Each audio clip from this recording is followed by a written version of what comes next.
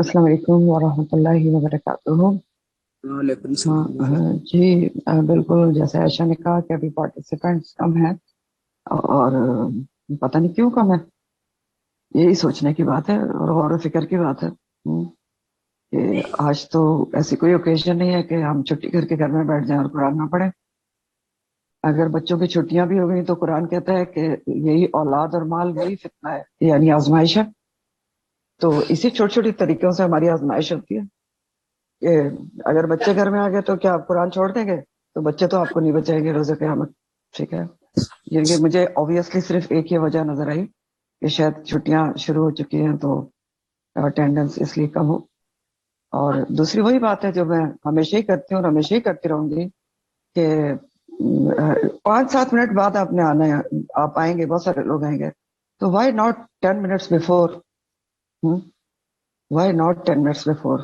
ہم دنیا کی جگہوں پہ تو بہت زیادہ کوشش کرتے ہیں ٹائملی ہو، یہ تو اللہ تعالیٰ کا، میرا تھوڑی کچھ اس میں ہے لینا دینا ہے، یہ تو آپ کا اور اللہ کا معاملہ ہے کہ آپ کو اللہ سے کا کلام سننے کی کتنی طلب اور تڑپ ہے اور کتنی جلدی ہوتی ہے آپ کو اللہ کا کلام سننے کی۔ تو یہ ساری تو یہ باتیں ہوتی ہیں جو ظاہر کرتی ہیں کہ کون کس ٹائم پر کیسے آتا ہے کلاس کے اندر۔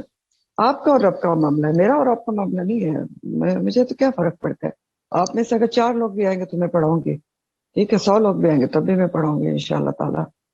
تو یہ ایک دو باتیں ہیں جو ظاہر ہے کہ ایک ٹیچر کا کام تزکیہ کرنا بھی ہوتا ہے، تو ہرگز بھی اس کا یہ مطلب نہیں ہوتا کہ ہسبینڈ کی چھٹی ہے یا بچوں کی چھٹی ہے تو آپ قرآن کلاس کی چھٹی سب سے پہلے کر دیں۔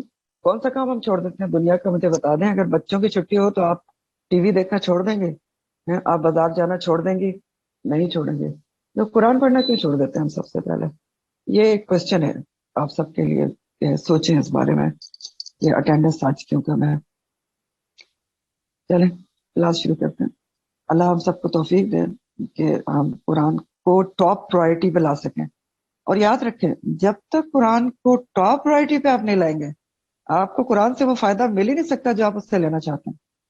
کہ اللہ تعالیٰ نہیں دیکھتے کہ میرے لیے میرے بندے کے دل میں میرے کلام کے لیے کیا پرائرٹی ہے؟ ہاں، جب آپ کے لیے دل میں فرسٹ پرائرٹی پہ قرآن آئے گا نہیں تو آپ سیکنڈ پرائرٹی تھرڈ پرائرٹی پہ اس کو رکھیں گے، کبھی بھی قرآن سے آپ کو فائدہ، وہ محبت آپ کو قرآن سے نہیں ہو سکتی جو آپ اس سے حاصل کرنا چاہتے ہیں۔ یہ یاد رکھیں میری بات، ٹاپ پرائرٹی از نیسسری، ٹھیک ہے؟ نصیحت کی باتیں ہیں یہ، اس میں کوئی برا منانے کی یا ایسی کوئی باتیں نہیں ہے۔ نصیحت وہی کرتا ہے جس کو پتا ہوتا ہے کچھ باتوں کا اور پریکٹیکلی بھی پتا ہوتا ہے، تو نصیحت ہے یہ ایک دل میں اترنے والی، اگر آپ کو سمجھ میں ہے انشاءاللہ۔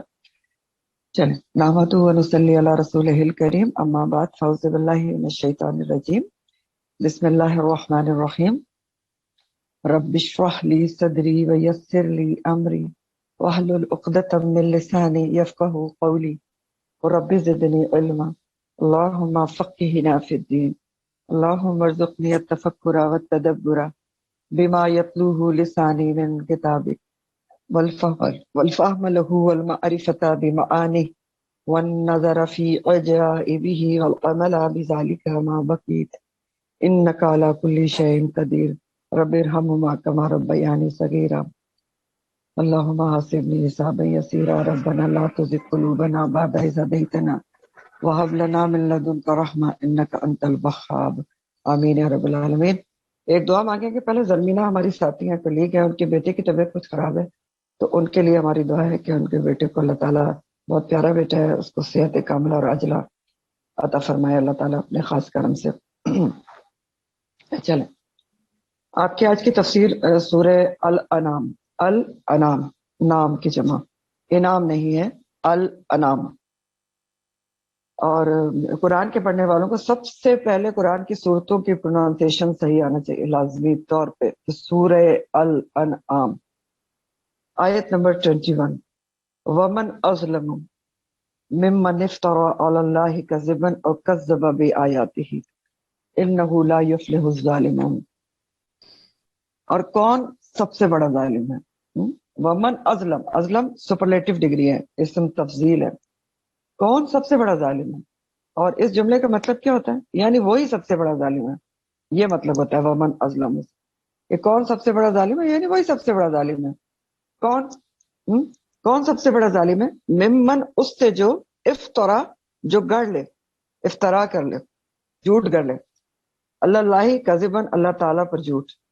تو سب سے بڑا ظالم نمبر 1 کون ہے؟ جو اللہ پر جھوٹ باندھے، گڑ لے، افطرا کر لے.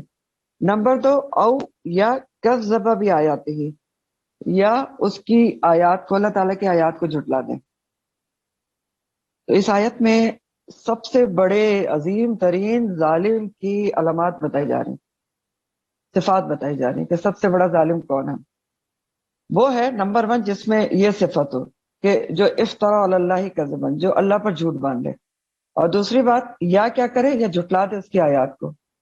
ٹھیک ہے، 2 باتیں، اور یہ دونوں باتیں بہت ہی غور سے سمجھنے کی ہیں آپ کے، کیونکہ بہت اہم ٹاپک ہے. سب سے بڑا ظالم اللہ تعالیٰ بتا رہے ہیں، سب سے بڑا ظالم کون ہے؟ جو یہ 2 کام کرے گا. تو نمبر 1 جو اللہ پر جھوٹ باندھے. تو اب یہ سمجھنے کی بات ہے کہ اللہ پر جھوٹ باندھنا کیا ہوتا ہے. اللہ پر جھوٹ باندھنا کیا ہے، یہ آپ کی ہیڈنگ ہے. نمبر 1، اللہ کے بیٹے بیٹیاں قرار دینا، جبکہ اللہ تعالیٰ کیا ہے؟ قل هو اللہ احد اللہ الصمد لم یلد ولم یولد ہے. ٹھیک، تو یہ اللہ کے پر جھوٹ باندھنا ہے. دوسرا فیکٹر کیا ہے؟ اللہ پر جھوٹ باندھنا کیا ہوتا ہے؟ اللہ کے حلال کردہ کو حرام قرار دے دینا، یا حلال چیزیں جو اللہ تعالیٰ نے حلال کی ہیں ان کو حرام کر دیں، یا حرام کو حلال کر دیں اور اس کو اللہ سے منسوب کر دیں. اس کی مثال آپ اس سے دیکھ لیں جو آپ نے پیچھے پڑھا تھا نا، کہ مشرکین مکہ حلال مویشی جانوروں کو کیا کرتے تھے؟ اللہ کے بتوں کے نام پر چھوڑ دیتے تھے اور ان کو اپنے پر حرام کر لیتے تھے، بحیرہ، صاحبہ وغیرہ. تو یہ کیا ہے؟ یہ بھی اللہ پر جھوٹ باندھنا ہے نا. اللہ تعالیٰ نے تو ان جانوروں کو حلال رکھا ہے، ان کی پیٹھ کو بھی، ان کے گوشت کو بھی، ان کے دودھ کو بھی. تو آپ نے کیا کیا کہ خود ساختہ شریعت سازی کی کہ ان کو بتوں کے نام پر چھوڑ دیا کہ نہیں، ان سے کچھ بھی نہیں فائدہ لینا عقیدتاً. اور جھوٹ کیسے اللہ پر باندھا کہ کہا کہ یہ اللہ کا حکم ہے. تو یہ بھی کیا ہے؟ اللہ کے حلال کو حرام یا حرام کو حلال کر دینا، اللہ پر جھوٹ باندھنا ہوتا ہے. نمبر 3 کیا ہوتا ہے اللہ پر جھوٹ باندھنا؟ خود ساختہ نبوت کا دعویٰ کرنا، کہ کوئی اٹھ کے دعویٰ کر دے کہ جی میں تو نبیوں جیسے ہوتا بھی ہے.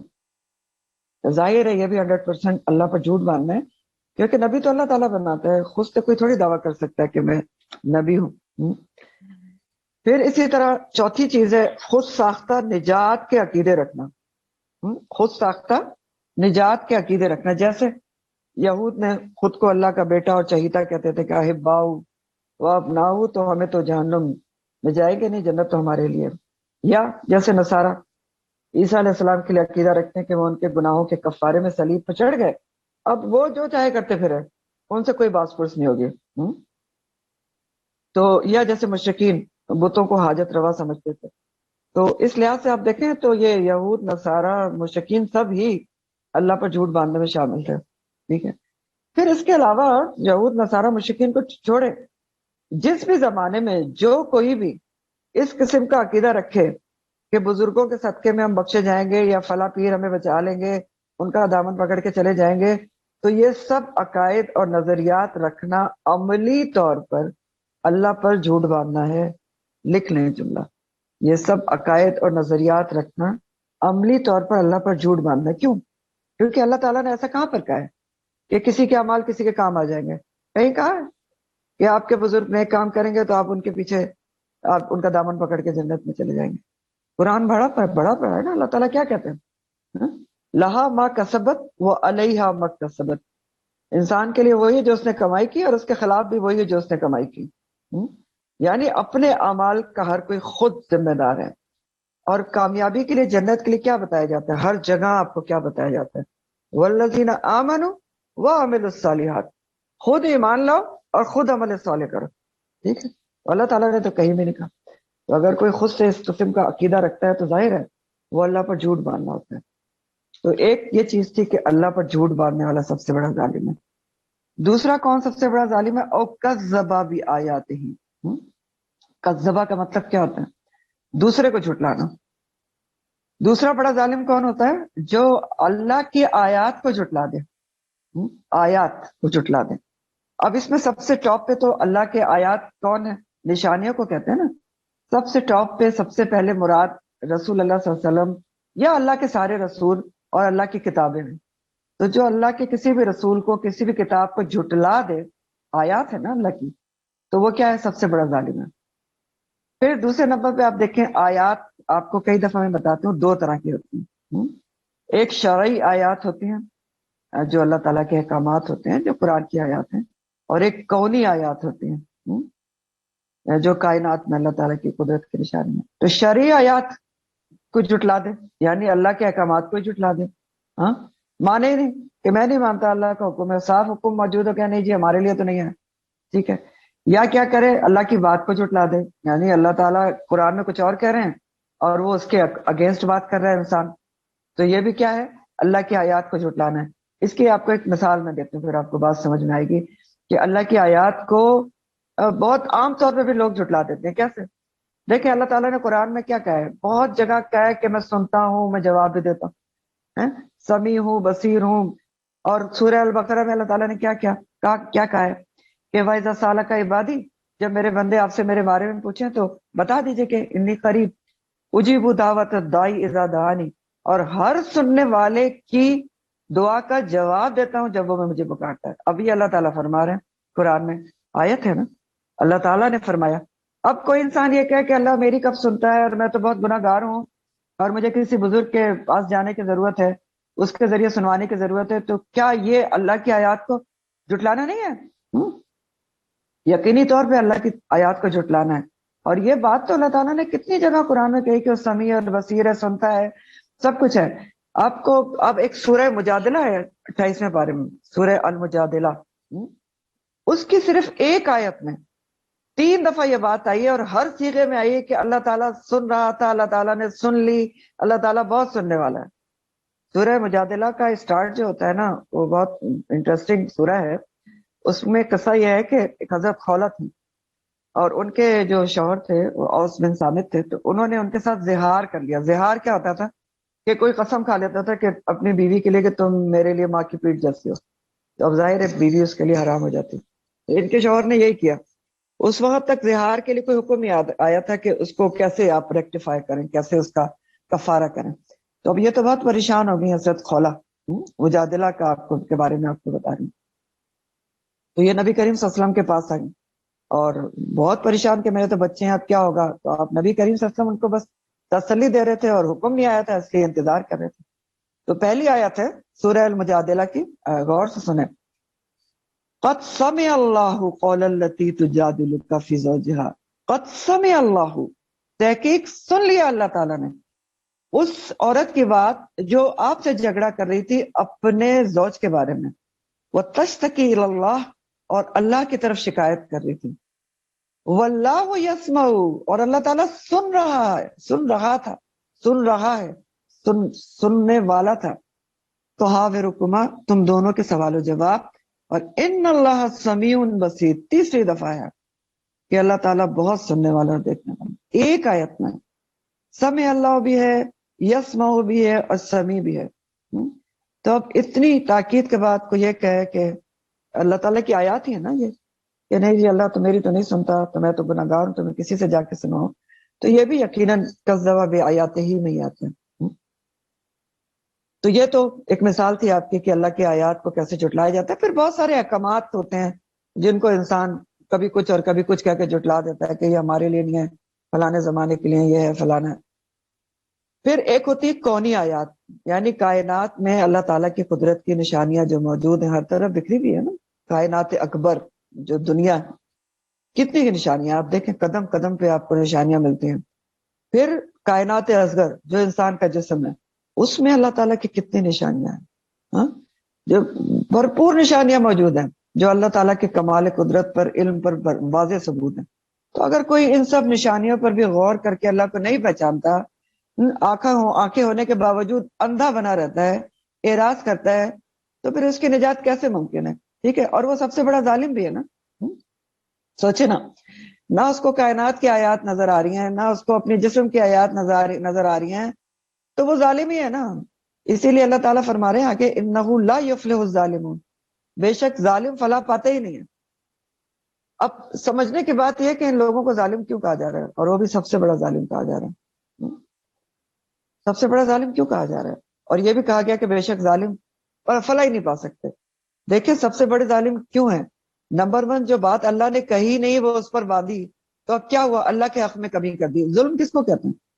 سب سے پہلے تو ظلم کو یاد رکھیں. ظلم کی ڈیفینیشن کیا ہوتی ہے؟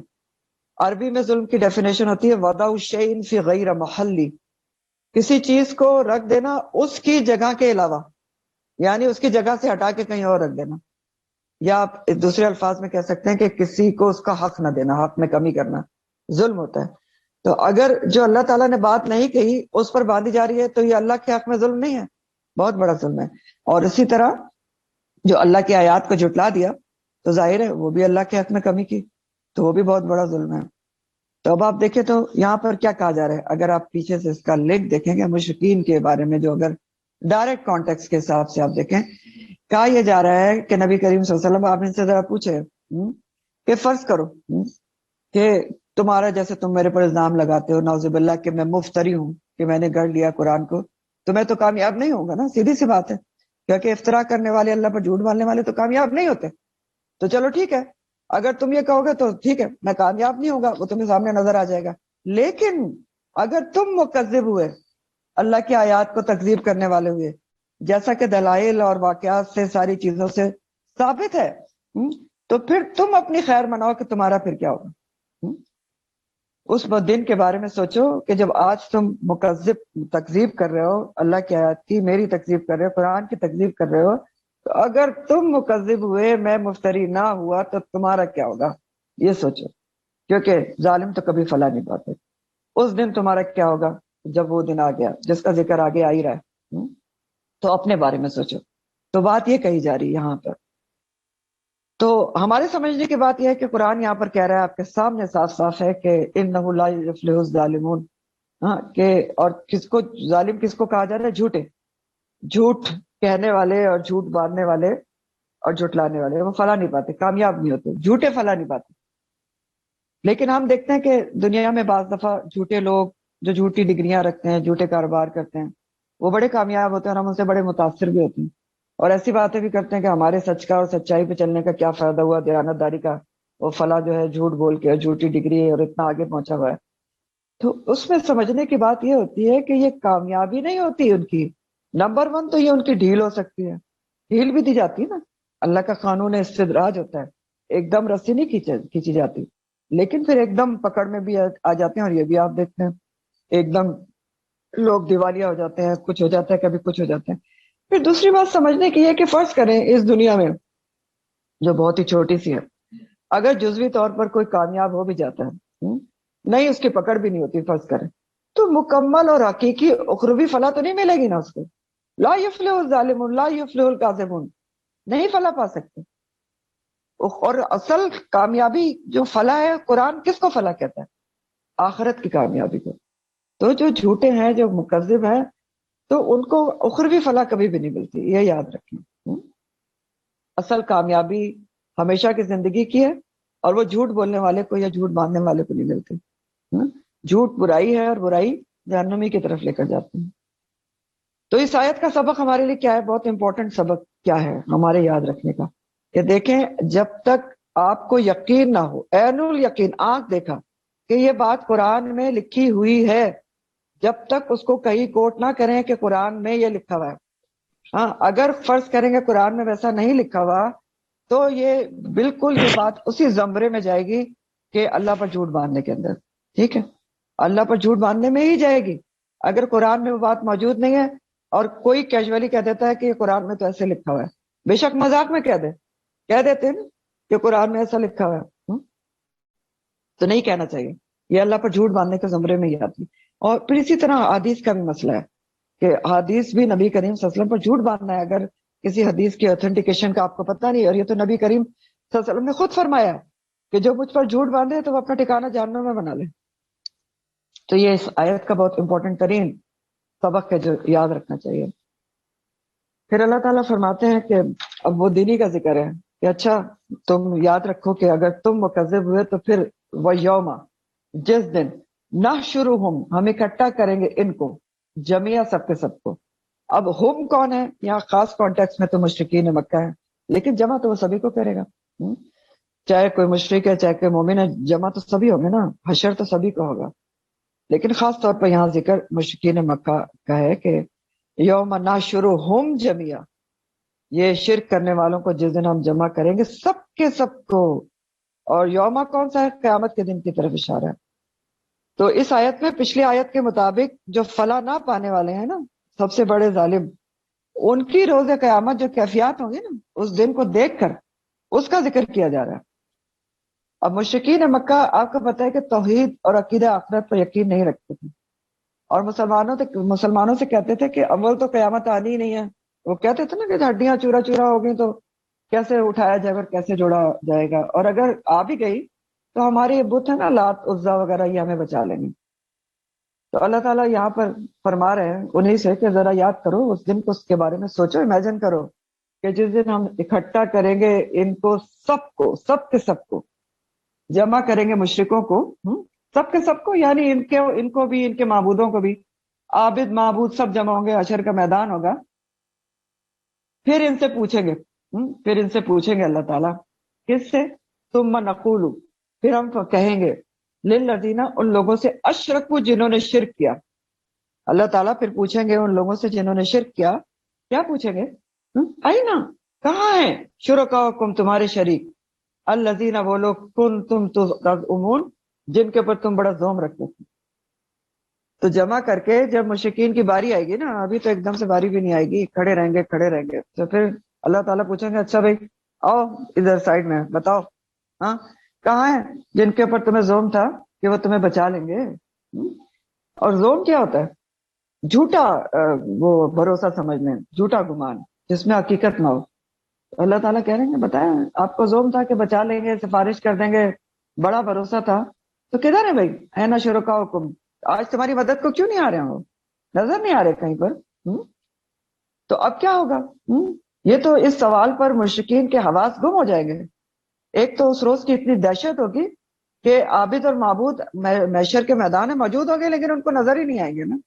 دیکھیں اول تو معبود ان کے کون تھے؟ بت تھے، وہ تو ویسے ہی ان کو نظر نہیں آئیں گے کیونکہ ظاہر ہے وہ تو کہیں جہنم کا ایندھن بنے ہوئے ہوں گے. لیکن کئی انسانوں کو بھی تو لوگ معبود بناتے ہیں نا، بناتے ہیں، اور کئی اس میں سے معبود ایسے ہوتے ہیں جو خود معبود بننا چاہتے ہیں، ہوتے ہیں نا. تو وہ موجود ہوں گے لیکن وہ ایک دوسرے کو پہچانیں گے نہیں، بیزاری دکھائیں گے نا. یہ مضمون آپ سورہ البقرہ میں پڑھ چکے ہیں. سورہ البقرہ کی آیت نمبر 166 167 میں آپ نے یہ مضمون پڑھا تھا کہ وہ لوگ جو آج لوگوں کی اتباع کرتے ہیں، معبود بنائے ہوئے انہوں نے انسانوں کو، تو جو اپنی اتباع کراتے ہیں، معبود بننا چاہتے ہیں، وہ روز قیامت ان سے بیزاری دکھائیں گے، منہ موڑ لیں گے، کہیں گے ہم ان کو نہیں پہچانتے. یہاں تو اپنی عبادت کرواتے ہیں نا، بہت سارے لوگ ہیں نا جو اپنے عبادت کرواتے ہیں، معبود بنے ہوئے ہیں، لیکن وہاں وہ بیزاری دکھائیں گے. اور یہ پوری بات اس میں کہی گئی تھی، پورا نقشہ کھینچا تھا اللہ تعالیٰ نے وہاں پر. یا یہ آپ لوگ کائنڈلی اپنا اس کا خیال رکھیں عائشہ، کہ بہت زیادہ ڈسٹریکشن ہو جاتی ہے اور بہت ہی نقصان ہو جاتا ہے.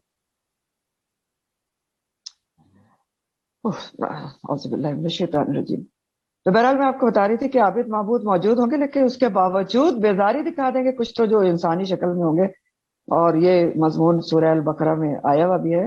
اور پھر اس وقت جو ان کی کو معبود سمجھتے تھے نا، ان کی اتباع کرتے تھے، وہ یہ خواہش کریں گے کہ کاش دنیا میں ہمیں ایک دفعہ پھر بھیجا جائے تو ہم بھی ان سے ایسے ہی بیزاری دکھائیں جیسے آج ہم سے بیزاری دکھا رہے ہیں. ٹھیک، تو یہ سب کچھ ہوگا.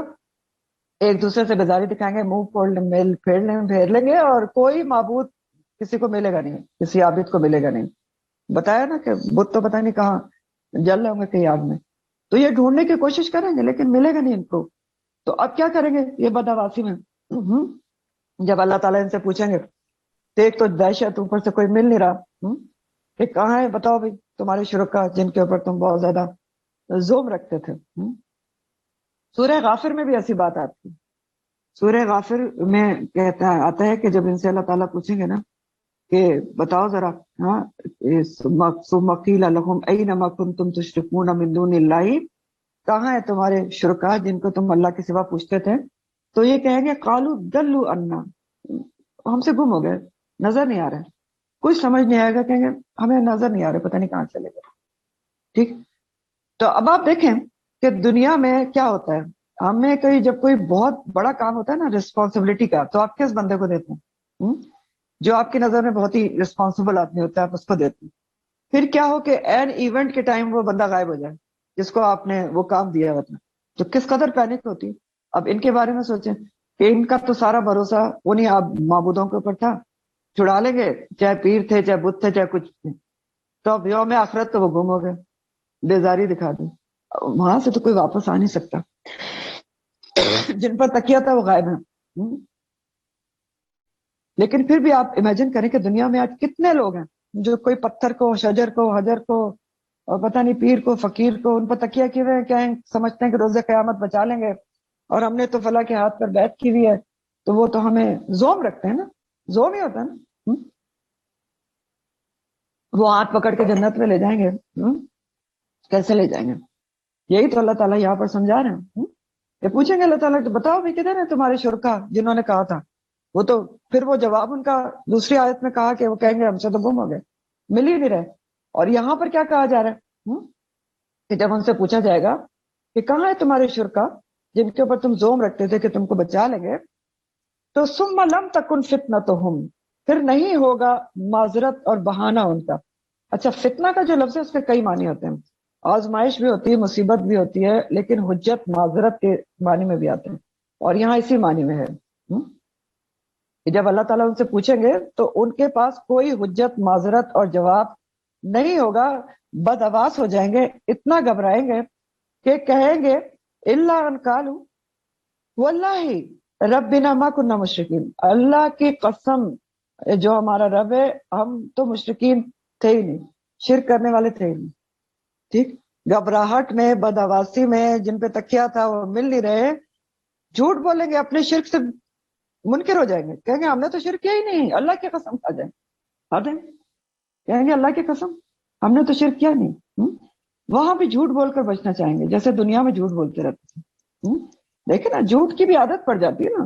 جو جھوٹ بولتا رہتا ہے وہ ہر جگہ جھوٹ بولتا ہے، یہاں بولتے تو وہاں بھی بولیں گے.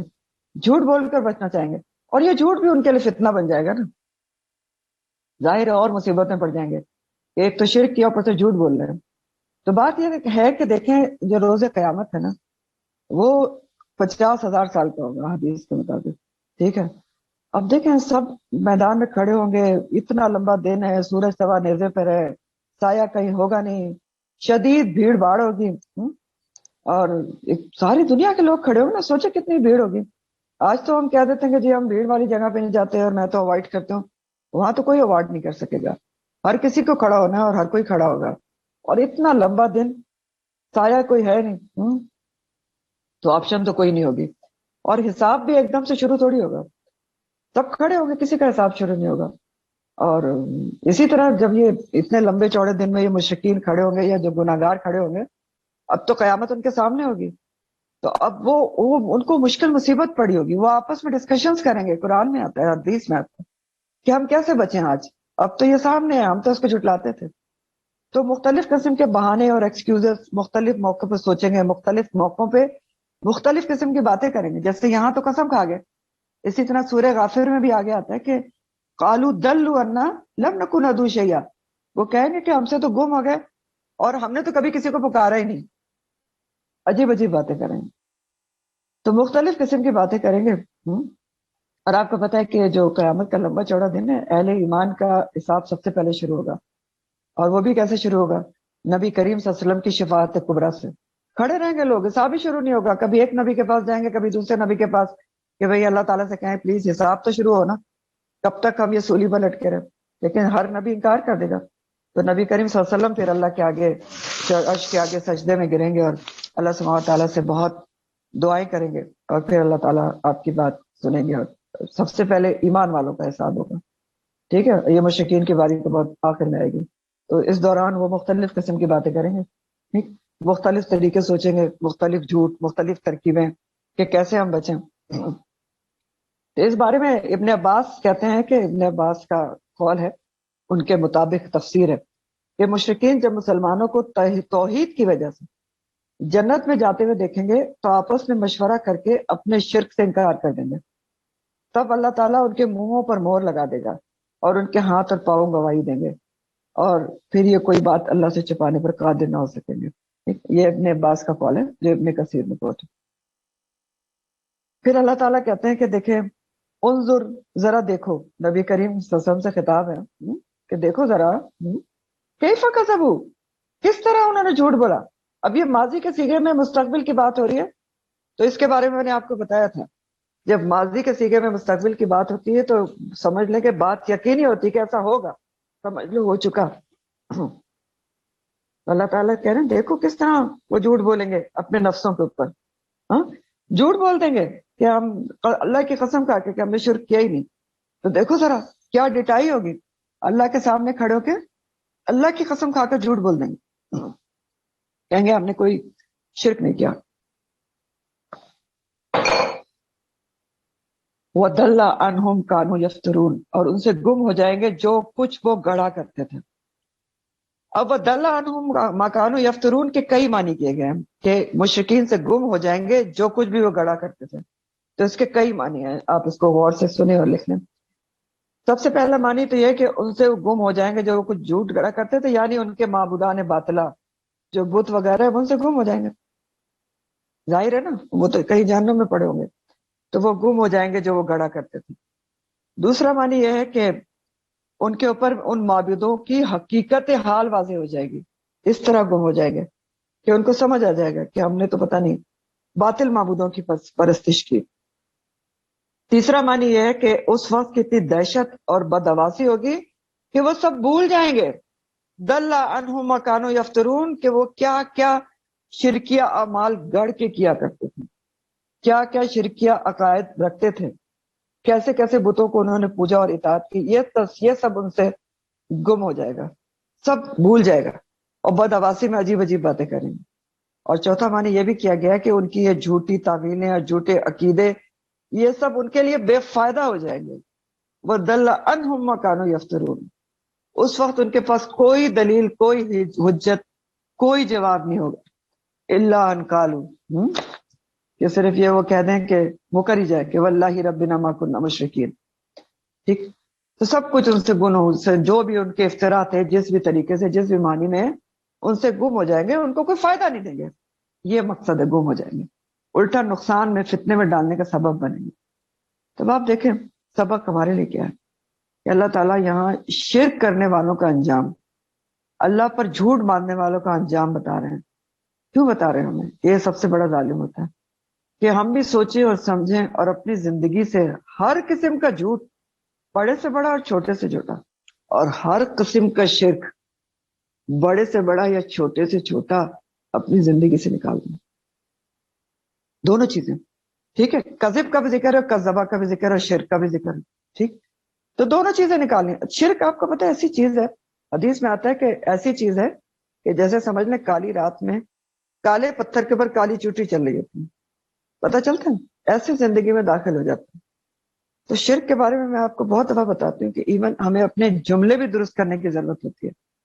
یہ نہیں ہم کہہ سکتے کہ فلاں ڈاکٹر کے پاس گئے تھے تو وہ بڑا اچھا ڈاکٹر ہے، اس سے شفا ہو گئی. نہیں، شافی اللہ کی ذات ہے. جملہ درست کریں، اللہ نے اس ڈاکٹر کے ہاتھ میں شفا رکھی ہے. ٹھیک ہے، تو ہر قسم سے شرک سے بچنے کی ضرورت ہے اور ہر قسم کے جھوٹ سے بچنے کی ضرورت ہے تاکہ اللہ کے یہاں سچے لکھے جائیں. حدیث ہے نا، انسان سچ بولتا رہتا ہے یہاں تک کہ اللہ کے یہاں سچا لکھا جاتا ہے. ایک اور حدیث کا مفہوم ہے کہ مسلمان کی خصلت میں جھوٹ اور خیانت نہیں ہو سکتی. ایک اور حدیث ہے کہ جس میں آتا ہے کہ آدمی اس وقت تک مومن نہیں ہو سکتا جب تک جھوٹ بولنا نہ چھوڑے، یہاں تک کہ مزاح اور مذاق میں بھی جھوٹ نہ بولے. ٹھیک، تب وہ مومن ہوگا جب مزاح اور مذاق میں بھی جھوٹ نہ بولے، تب جا کے کہیں مومن ہوگا. ایک اور حدیث میں آتا ہے کہ نبی کریم صلی اللہ علیہ وسلم سے ایک شخص نے پوچھا کہ کیا مومن جو ہے وہ کبھی بزدل ہو سکتا ہے؟ آپ نے کہا ہو سکتا ہے. تو کہا کیا مومن جو ہے وہ کیا کہتے ہیں اس کو، کنجوس ہو سکتا ہے، یعنی بخیل ہو سکتا ہے؟ آپ نے کہا ہو سکتا ہے. پھر پوچھا کہ جھوٹا ہو سکتا ہے؟ آپ نے کہا نہیں ہو سکتا. تب آپ سوچیں، جھوٹا نہیں ہو سکتا مومن. تو بہرحال اللہ تعالیٰ نے ایک سوال جواب وہاں کے آخرت کے بتا رہے ہیں کہ جو شرک کرتے ہیں ان کا روز آخرت یہ حال ہونے والا ہے، یہ حال ہونے والا ہے. وَمِنْهُمْ، پھر کہا جا رہا ہے اور ان میں سے کوئی ہیں، مَن يَسْتَمِعُ إِلَيْكَ، جو کان لگا کر سنتے ہیں آپ کی طرف، آپ کی بات کو کان لگا کر سنتے ہیں. یہ کوئی روبینہ ہے، ان کا مائک بار بار آن ہو رہا ہے، پلیز کائنڈلی اپنے مائک کا خیال رکھیے بیٹا.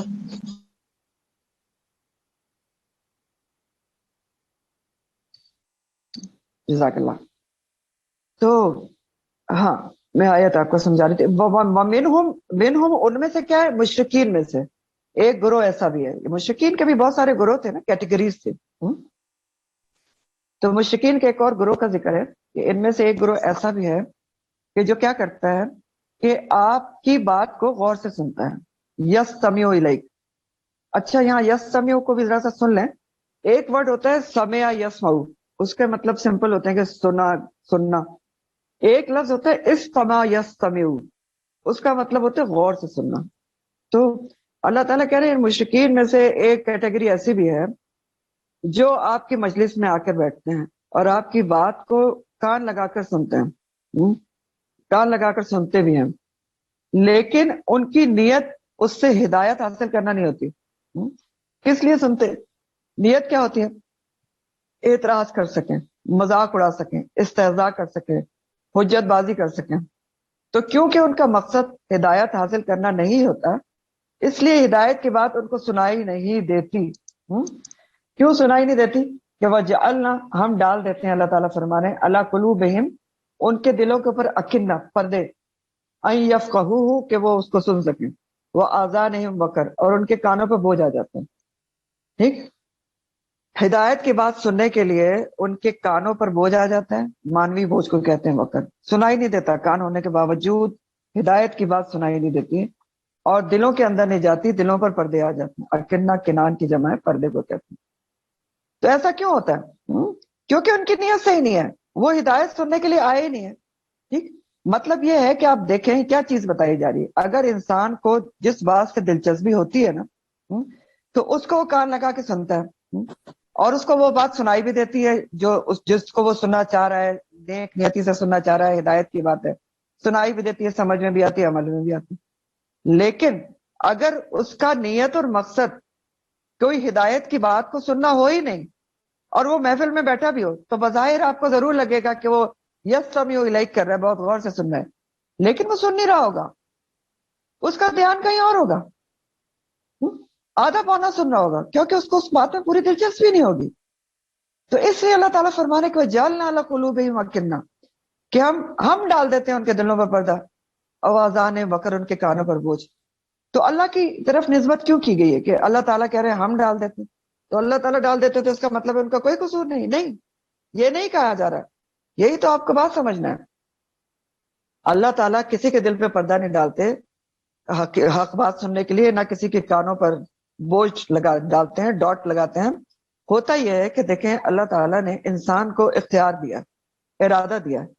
تو پہلا قدم اٹھانا یا اسباب اختیار کرنا انسان کے اپنے اختیار میں ہے. پہلا اسٹیپ آپ نے خود اٹھانا. کیا آپ نے ہدایت کی بات کو سننا ہے، نہیں سننا ہے، عمل کرنا ہے، نہیں کرنا. پھر آپ جو پہلا اسٹیپ اٹھا لیں گے، اللہ تعالیٰ آپ کو اسی راہ پر چلنے میں مدد کر دیں گے جس پر آپ چلنا چاہتے ہیں. یہ ایک اصول ہے. اختیار اور ارادہ اسی لیے دیا گیا ہے نا، اضطراری تو ہے نہیں کہ اللہ تعالیٰ خود قدم اٹھوائیں آپ کا. وہ تو پھر اضطراری ہو گیا نا، مجبوری ہو گیا. اختیاری ہے کہ آپ نے اپنے اختیار سے پہلا اسٹیپ لینا ہے. ٹھیک ہے، تو اللہ تعالیٰ پھر جس طرف آپ اسٹیپ لیں گے، جدھر جانا چاہتے ہیں اسی راہ پر چلا دیتے ہیں. اس لیے کہا جا رہا ہے وَجَعَلْنَا عَلَىٰ قُلُوبِهِمْ أَكِنَّةً، کیونکہ وہ سننا ہی نہیں چاہتے. ان کا مقصد ہی نہیں ہے ہدایت کی بات کو سننا اور اس کے اوپر عمل کرنا. مقصد تو کچھ اور ہے، مذاق اڑانا ہے، حجت بازی ہے.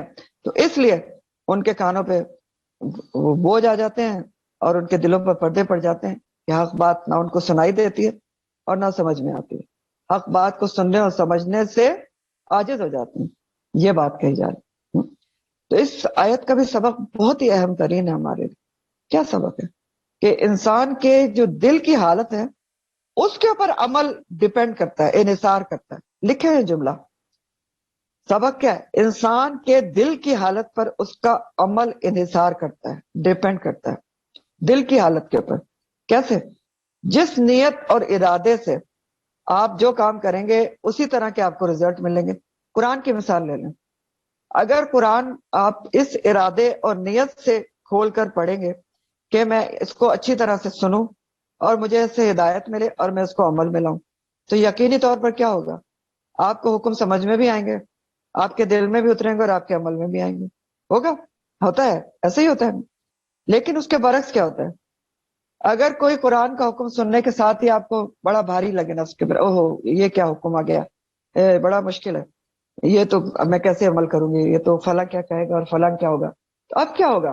وہ حکم آپ کو سنایا جا رہا ہوگا لیکن آپ کا دھیان کہیں اور ہوگا. ٹھیک، کیونکہ آپ کے نفس پر بھاری ہو گیا نا. اس بات کو امیجن کریں، ذرا سوچ کر دیکھیں. کیونکہ آپ نے پہلے طے کر لیا نا کہ یہ تو بہت مشکل ہے، نیت ہو گئی آپ کی یہ بہت مشکل ہے، میں تو کر ہی نہیں سکتی آج کل کے زمانے میں، کیا میں جواب دوں گی، یہ تو بڑا تو ہو جائے گی میرے اوپر. اچھا تم تو اچھی بلی اسمارٹ ہوتی تھی، تم نے اپنا کیا ہو لیا بنا لیا، تم تو بالکل ہی اپنا تم نے بیڑا گرک کر لیا. تو بس آپ نے پہلے طے کر لیا کہ نہیں یہ تو بڑا مشکل ہے، میں نہیں کر سکتی. تو اب کیا ہوگا؟ آپ کے کانوں پر بوجھ بھی آ جائے گا، دل پر بھی بوجھ آ جائے گا. نفس پر بھاری ہو گیا نا. تو اب نہ آپ اس کو غور سے سنیں گے، کیونکہ نیت تو یہ ہوگی کہ میں عمل ہی نہیں کر سکتی، اور نہ جب غور سے سنیں گے نہیں تو عمل میں بھی نہیں آئے گا، نہیں آئے گا نا. تو بات وہی ہے کہ انما الاعمال بالنیات ہے. جس نیت کے ساتھ قرآن پڑھا جائے گا اسی طرح سے وہ آپ کے پر اثر کرے گا، اسی طرح سے آپ کو سمجھ میں آئے گا، اسی طرح آپ کے عمل میں آئے گا. تو دراصل جو انسان سن کر بھی حق کو، اللہ تعالیٰ کے احکامات کو، اس پر عمل نہیں کر پاتا، اس کی وجوہات کیا ہوتی ہیں؟ دلوں پر پردے اور کانوں پر بوجھ کیوں آ جاتے ہیں؟ یہ ہماری سمجھنے کی بات ہے نا، اور ڈسکس کرنے کی بات ہے. ہم صرف مشرکین کا تھوڑی پڑھیں. اللہ تعالیٰ یہ تھوڑی کہہ رہے ہیں تو مشرکین نے یہ کیا تھا، بس مشرکین نے یہ کیا تھا، ان کی برائی ہو رہی خدا نہ خواستہ. نہیں، ہمیں سمجھایا جا رہا ہے. تو دیکھیں کچھ چیزیں ہوتی ہیں جو انسان کو حق سننے سے سنی انسنی کرتا ہے انسان، اور سمجھتا نہیں ہے حق کو، سمجھ کر بھی نہیں سمجھتا. وہ چیزیں کیا ہوتی ہیں؟ نمبر 1، اپنی خواہشات نفس، دل کی خواہش. دل کے اوپر بوجھ ہوتا ہے نا. بہت ساری چیزیں ہوتی ہیں جو کوئی ہمیں منع نہیں کرتا، نہ کسی کا ڈر ہوتا ہے، اپنا دل کے آگے آڑے آ رہی ہوتی ہے. دل نہیں مانتا نا، دل نہیں مانتا نا. اتنی کٹنگ کرائی ہوئی، اتنی زبردست، اچھا کیسے حجاب لے لوں پھر دکھاؤں کیسے کہ میں تو بڑا زبردست کرلس کیے، میں سب کچھ کیا ہوا. تو دل نہیں مانتا. سب سے پہلے خواہش نفس نمبر 1 فیکٹر ہے. دوسرا، دنیا کے مفادات بھی آڑے آتے ہیں بہت ساری چیزوں میں، کہ اگر اللہ کے حکم پر عمل کیا تو یہ فائدہ نہیں ہوگا. تیسری چیز کیا ہے؟ یقینی طور پر لوگوں کا ڈر ہوتا ہے. یہ تو آپ بہت اچھی طرح سمجھ سکتے ہیں. بہت ساری چیزیں ہمیں پتہ ہے، یہ حکم ہے، یہ حکم ہے، یہ حکم ہے، اللہ کا حکم ہے، رسول کا حکم ہے صلی اللہ علیہ وسلم، لیکن پھر بھی ہم نہیں کر رہے ہوتے. پتہ ہے، سنا ہوا ہوتا ہے، لیکن دل پہ پردے اور کانوں پہ بوجھ ہوتے ہیں. سنا سنایا بھی عمل میں نہیں آ رہا ہوتا. تو تیسرا فیکٹر ہوتا ہے لوگوں کا ڈر. اور چوتھا فیکٹر ہوتا ہے تکبر، جو دل پر وہ پردے اور کانوں پر بوجھ ڈالتا ہے. تکبر، کہ میں کیوں، مجھے ضرورت نہیں ہے، میں کیوں اللہ کے، یہ تکبر ہوتا ہے نا. مین فیکٹر تکبر ہوتا ہے اگر انسان اللہ کے احکامات پر عمل نہیں کرتا. سوچ کے دیکھیں نا، کیسے ہم اللہ تعالیٰ کے احکامات پر عمل نہیں کرتے؟ ہم کیا سمجھتے ہیں اپنے آپ کو؟ کوئی حقیقت نہیں ہے ہماری. ایک سیکنڈ میں وہ چاہے تو منٹوں میں مسل کے رکھتے ہیں ہمیں. ایک ابھی خدا نہ کرے زلزلہ ہے، منٹوں میں سب تباہی ہو جائے، تو ہم پھر بھی عمل نہیں کرتے. تو تکبر ہے نا. ابو جہل کا بھی مسئلہ کیا تھا؟ تکبر تھا نا. اس نے دل سے مانا تھا، ایک دفعہ اس نے زبان سے بھی کہا تھا کہ ہاں یہ سچے رسول ہے، لیکن کیوں ایکسپٹ نہیں کرتا تھا؟ یہی سب چیزیں تھیں. تکبر، دنیا کے فوائد، سرداری چھوٹ جائے گی، یہ تو پھر نبی کریم صلی اللہ علیہ وسلم کے ساتھ پیچھے چلے جائیں گے، یہ ساری چیزیں تھیں. تو یہ ساری چیزیں ہیں جو میں نے آپ کو بتائی ہیں 3-4، جو انسان کو حق سننے کے باوجود، انسان سمجھنے کے باوجود حق سے بہرا ہو جاتا ہے، کانوں پر بوجھ آ جاتا ہے اور دلوں پر پردے پڑ جاتے ہیں کہ دل کے اندر حکم اترتا نہیں ہے، عمل میں نہیں آتا. تو ایسے جو لوگ ہوتے ہیں نا، کہ جو سن کر بھی سمجھ کر بھی حق کو ایکسپٹ نہیں کرتے، کانوں پر بوجھ ہوتا ہے، آدھا سنتے ہیں آدھا نہیں سنتے، ان کو پھر اللہ تعالیٰ عمل کی توفیق بھی نہیں دیتا. کیوں؟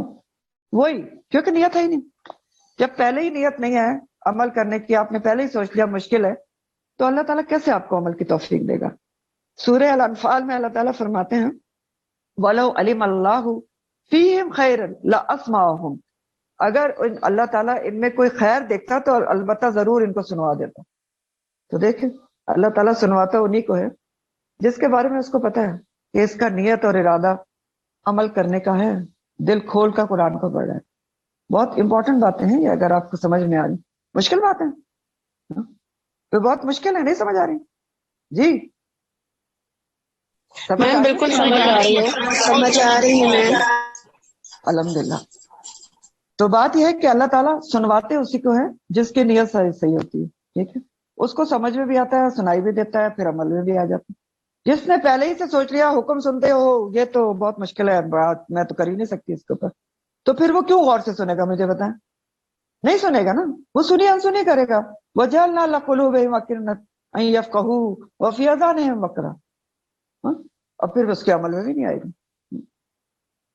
तो ये चीज है, ठीक। तो फिर करने का काम क्या है हमारा, कि हम अपने ईमान को मजबूत करें, ताकतवर बनाएं अपने आप को, अपना नियत और इरादे और अज़्म को मजबूत रखें कि मैंने अल्लाह ताला के हर हुक्म को आसानी से समझना है, उसको आसान समझना है, शरह सदर करना है अपना, और उसके ऊपर अमल करना है। और अमल भी कब करना है, अना अव्वलुल मुस्लिमीन बनकर करना है, सबसे पहले अमल करना है। तब हमें तौफीक मिलेगी अल्लाह ताला के अहकामात पर अमल कर ले। हाफ हार्टेडली हुक्म को सुना, पहले ही नियत नहीं है, तो फिर तो अल्लाह ताला कहने वालो अल्लाहु फीहिम खैरन ला अस्माहुम, अगर खैर होगी तो सुनवा दिया जाएगा, खैर नहीं तो नहीं सुनवाया जाएगा, ना सुनाई देगा ना समझ में आएगा, मिस हो जाएगा, सुनी अनसुनी हो जाएगी, ध्यान कहीं और हो जाएगा। तो बहरहाल मजीद आगे अल्लाह ताला फरमा रहे हैं कि वइन यरौ कुल्ल आयतिन ला युमिनु बिहा, और अगर इनके सामने ये सारी निशानियां देख लें कुल की कुल, तो फिर भी ये ईमान नहीं लाएंगे इसके साथ। यानी खास कॉन्टेक्स्ट में कहा जा रहा है कि हिदायत की बातों में इनको दिलचस्पी नहीं है, मुशरिकीन मक्का को हिदायत क्योंकि चाहते ही नहीं है, इसलिए ये हिदायत की बातें ना सुनते हैं ना समझते हैं। तो फिर अगर आप इनके सामने कोई भी बड़ी से बड़ी निशानी ले आए अल्लाह नबी करीम सल्लल्लाहु अलैहि वसल्लम की रिसालत की, तो ये ईमान नहीं लाएंगे। क्यों? क्योंकि उन्होंने तय कर रखा है कि वो ईमान नहीं लाना, नियत ही नहीं ना ईमान लाने की, तो बड़ी से बड़ी निशानी भी दिखा दें, आप अपनी रिसालत की ये ईमान नहीं लाएंगे। जैसे आप देखें शक्कुल कमर का इतना बड़ा वाकया इनको दिखाया गया, कि नबी करीम सल्लल्लाहु अलैहि वसल्लम के उंगली के इशारे से चांद दो टुकड़े हुआ, वाज़ेह तौर पर देखा गया, ठीक है। एक टुकड़ा चांद हाथ के पड़ी उस तरफ था, उफ मौला, मैडम बोल रही हैं। एक एक जो टुकड़ा था ओहद पहाड़ के एक तरफ था और दूसरा दूसरी तरफ था, और दूर दूर के मुसाफिरों से पूछा गया, उन्होंने भी देखा। लेकिन मुशरिकीन मक्का ने क्या कहा, जिनको नहीं मानना था। ये सूरह कमर की आयत है, आयत नंबर 2 है, व इन यरू आयतिन तुरिदूनहा वकालू सहरुम मुस्तमिर, कि इन्होंने देखा इतनी बड़ी निशानी को, फिर उससे एराज बरता और क्या कहा कि ये तो जादू है चलता हुआ। उन्होंने कहा जादू कर दिया गया हमारी आंख पर कि ये हमें दो टुकड़े नजर आ रहे हैं। तो इसका भी जवाब दिया गया था, अच्छा तुम्हें तुम्हारी आंख पर जादू कर दिया गया, तो जो बाहर से लोग आ रहे हैं उनसे पूछो। उन्होंने कहा कि देखा है, लेकिन जिसने नहीं मानना, यही तो कहा जा रहा है, नहीं मानना तो नहीं मानना, तय किया हुआ है। जब उसने नहीं मानना तो ना उसको हिदायत की बात सुनाई देगी, ना समझ में आएगी, ना उसको कोई निशानी समझ में आएगी, नहीं आएगी उसको, नहीं फिर वो हिदायत पे आएगा। तो जितनी भी निशानियां दिखा दें इनको ये मान नहीं लाएंगे। हत्ता इज़ा जाऊका, यहाँ तक के जब वो आ जाते हैं तेरे पास, नबी करीम सल्लल्लाहु अलैहि वसल्लम के पास, युजादिलूनका, वो जिदाल करते हैं आपसे। यकूलू, कहते हैं अल्लज़ीना, वो लोग, कफरू, जिन्होंने कुफ्र किया। क्या कहते हैं जिन्होंने कुफ्र किया? इन हाजा, नहीं है ये, हाजा की जमीर जो है ये इशारा वो कुरान की तरफ है, नहीं है ये इल्ला असातीरुल अव्वलीन, मगर कहानियां हैं पहलों की। असातीर का लफ्ज उस्तूरा की जमा है, रूट इसका सतर है, तो उस्तूरा का मतलब होता है कि लिखी हुई पुराने किस्से कहानियां, ठीक है, अव्वलीन पहलों की।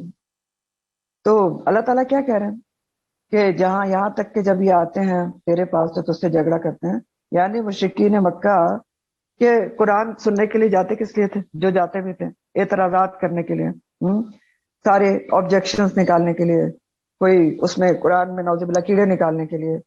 तो अल्लाह ताला कह रहे हैं ये सारे ये सब चीजें वहां से ये सोचते हैं, फिर आपके पास आकर झगड़ा करते हैं। जिदाल क्या होता है? ये बहस और मुबाहिसे के जरिए गालिब आने की कोशिश। जिदाल करते हैं और क्या कहते हैं? कहते हैं कि ये जो आप हमें सुनाते हैं ये तो किस्से कहानियां हैं पहलों की।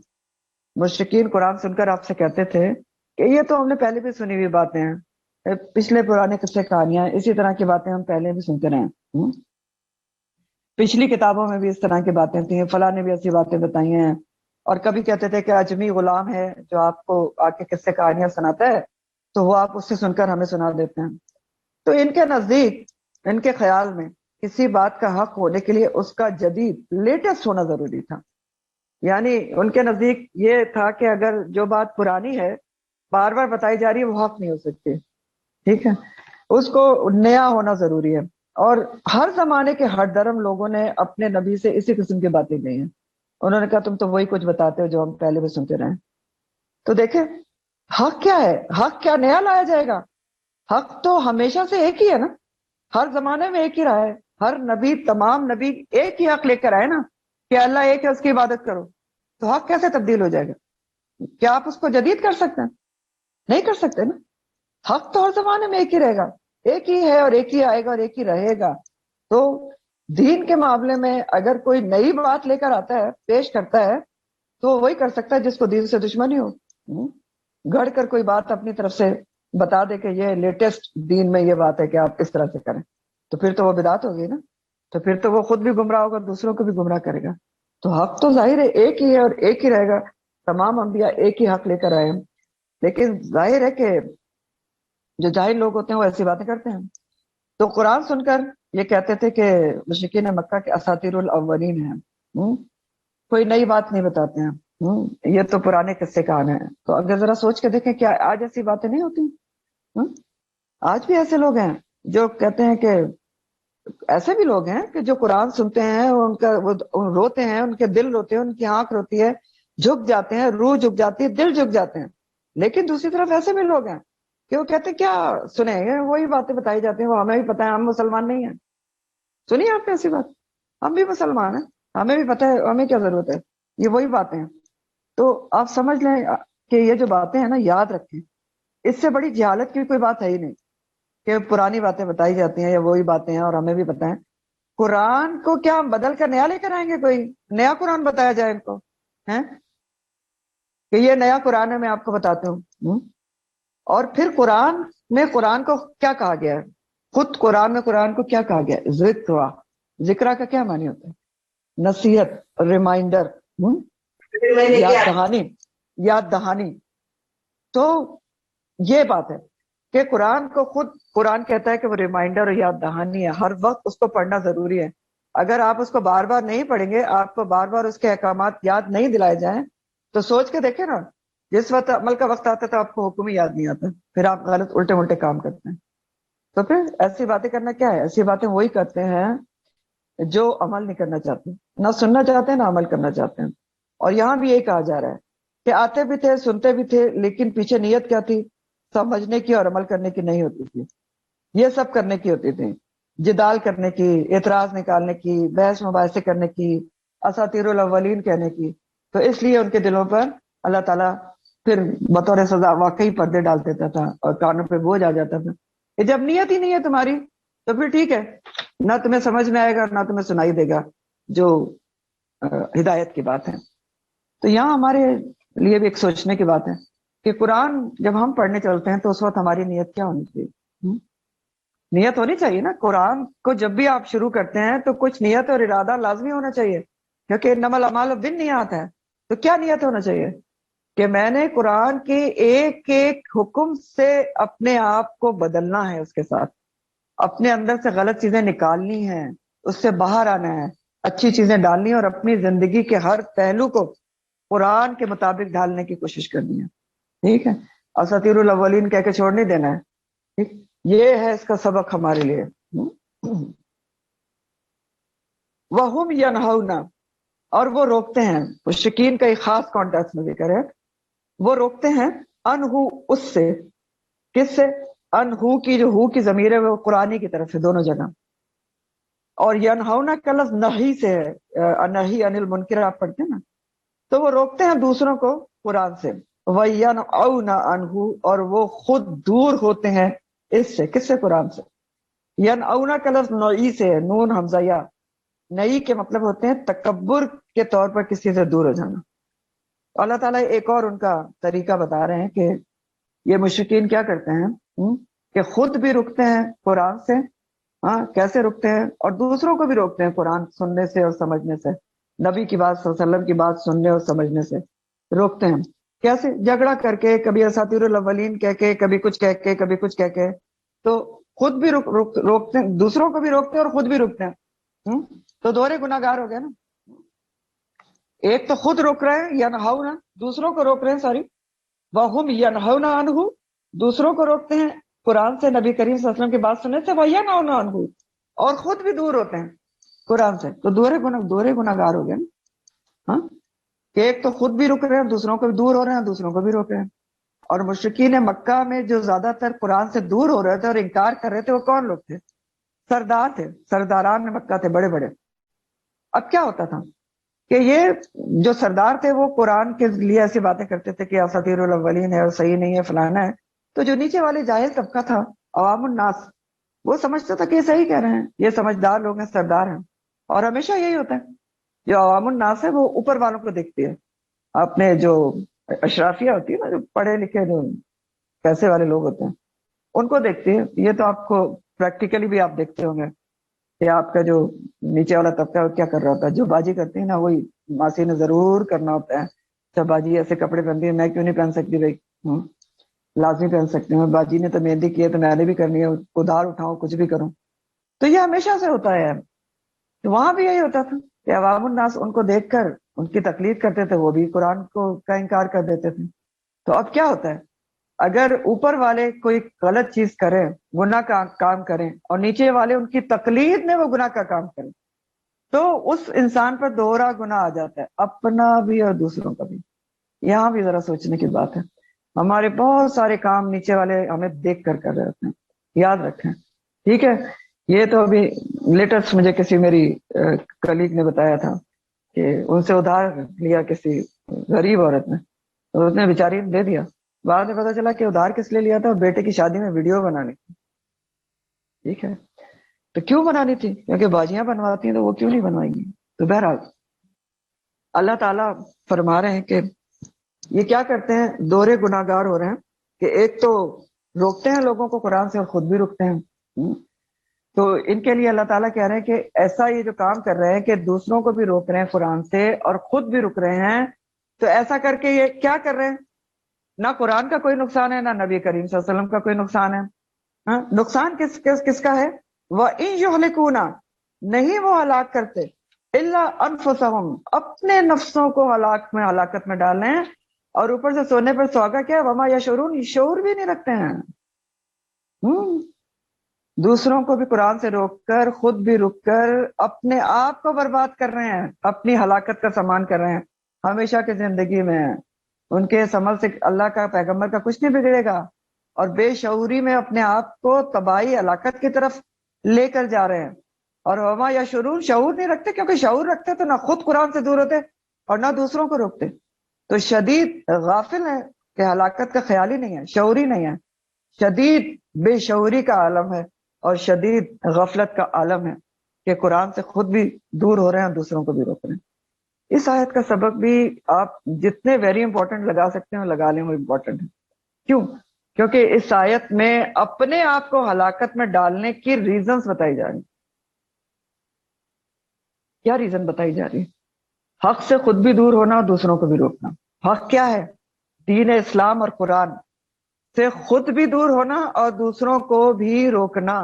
یہ ہلاکت کا سبب بتایا جا رہا ہے اپنے آپ کو. تو کیسے روکتے ہیں؟ آج نہیں روکا جاتا کیا؟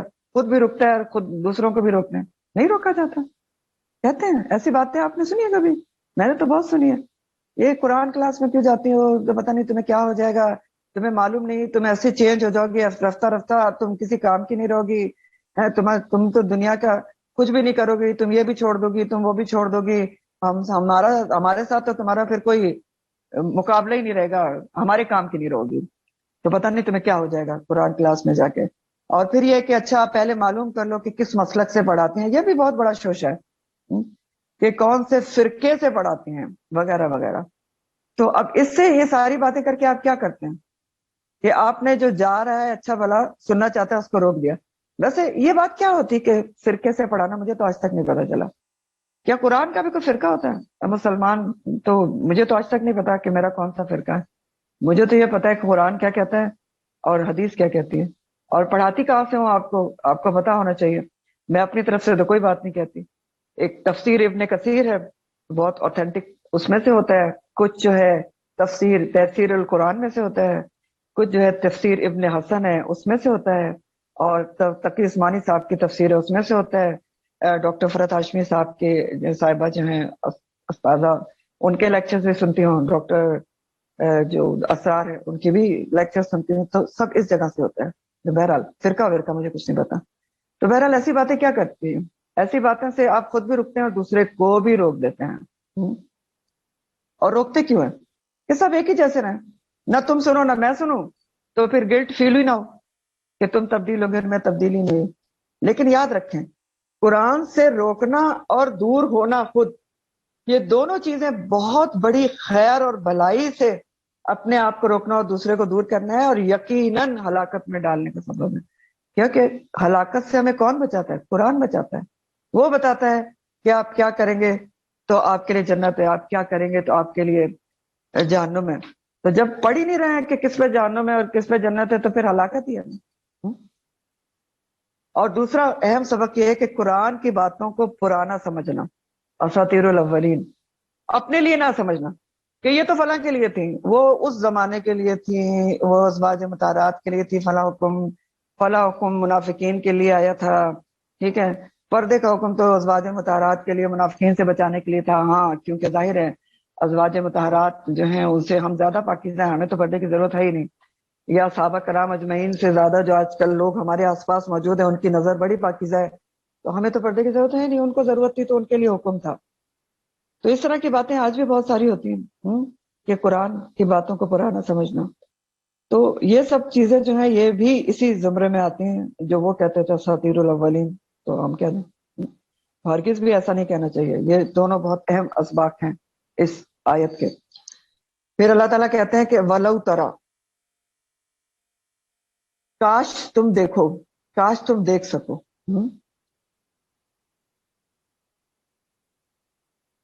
کس سے کہا جا رہا ہے؟ نبی کریم صلی اللہ علیہ وسلم سے خطاب ہے، اور اس کے بعد ہر پڑھنے والے سے خطاب ہے کہ کاش تم دیکھو۔ کاش تم دیکھو، وَلَوْ تَرَى کا مطلب ہے کہ کاش تم امیجن کر سکو اس وقت کو جو آئے گا، روز قیامت، جو قیامت کا ہولناک منظر ہے نا، وہ بیان کیا جا رہا ہے کہ کاش تم اس قیامت کے ہولناک منظر کو امیجن کر سکو، کاش تمہیں جو کل ہونے والا ہے وہ آج سمجھ میں آ جائے۔ یہ مطلب ہے وَلَوْ تَرَى کا۔ تو وَلَوْ تَرَى، کاش تم دیکھو، تم سمجھ سکو کہ آج یہ جو قرآن کا مذاق اڑا رہے ہیں، انکار کر رہے ہیں، اساطیر الاولین کہہ رہے ہیں، ان کے ساتھ روز قیامت کیا ہوگا۔ اس وقفو، جب یہ کھڑے کیے جائیں گے، روکے جائیں گے، کہاں پر کھڑے کیے جائیں گے؟ علی النار، آگ کے اوپر کھڑے کیے جائیں گے۔ فقالو، تو پھر یہ کہیں گے، یا لیتنا، ہائے افسوس ہم پر، نردو، ہم لوٹائے جائیں۔ کہاں؟ دنیا میں لوٹائے جائیں۔ تو ہم کیا کریں گے؟ ولا نکذب، تو ہم نہیں جھٹلائیں گے، بے آیاتی، آیات کو، ربنا، اپنے ہمارے رب کی، ونکون، اور ہم ہو جائیں گے من المومنین، مومنوں میں سے۔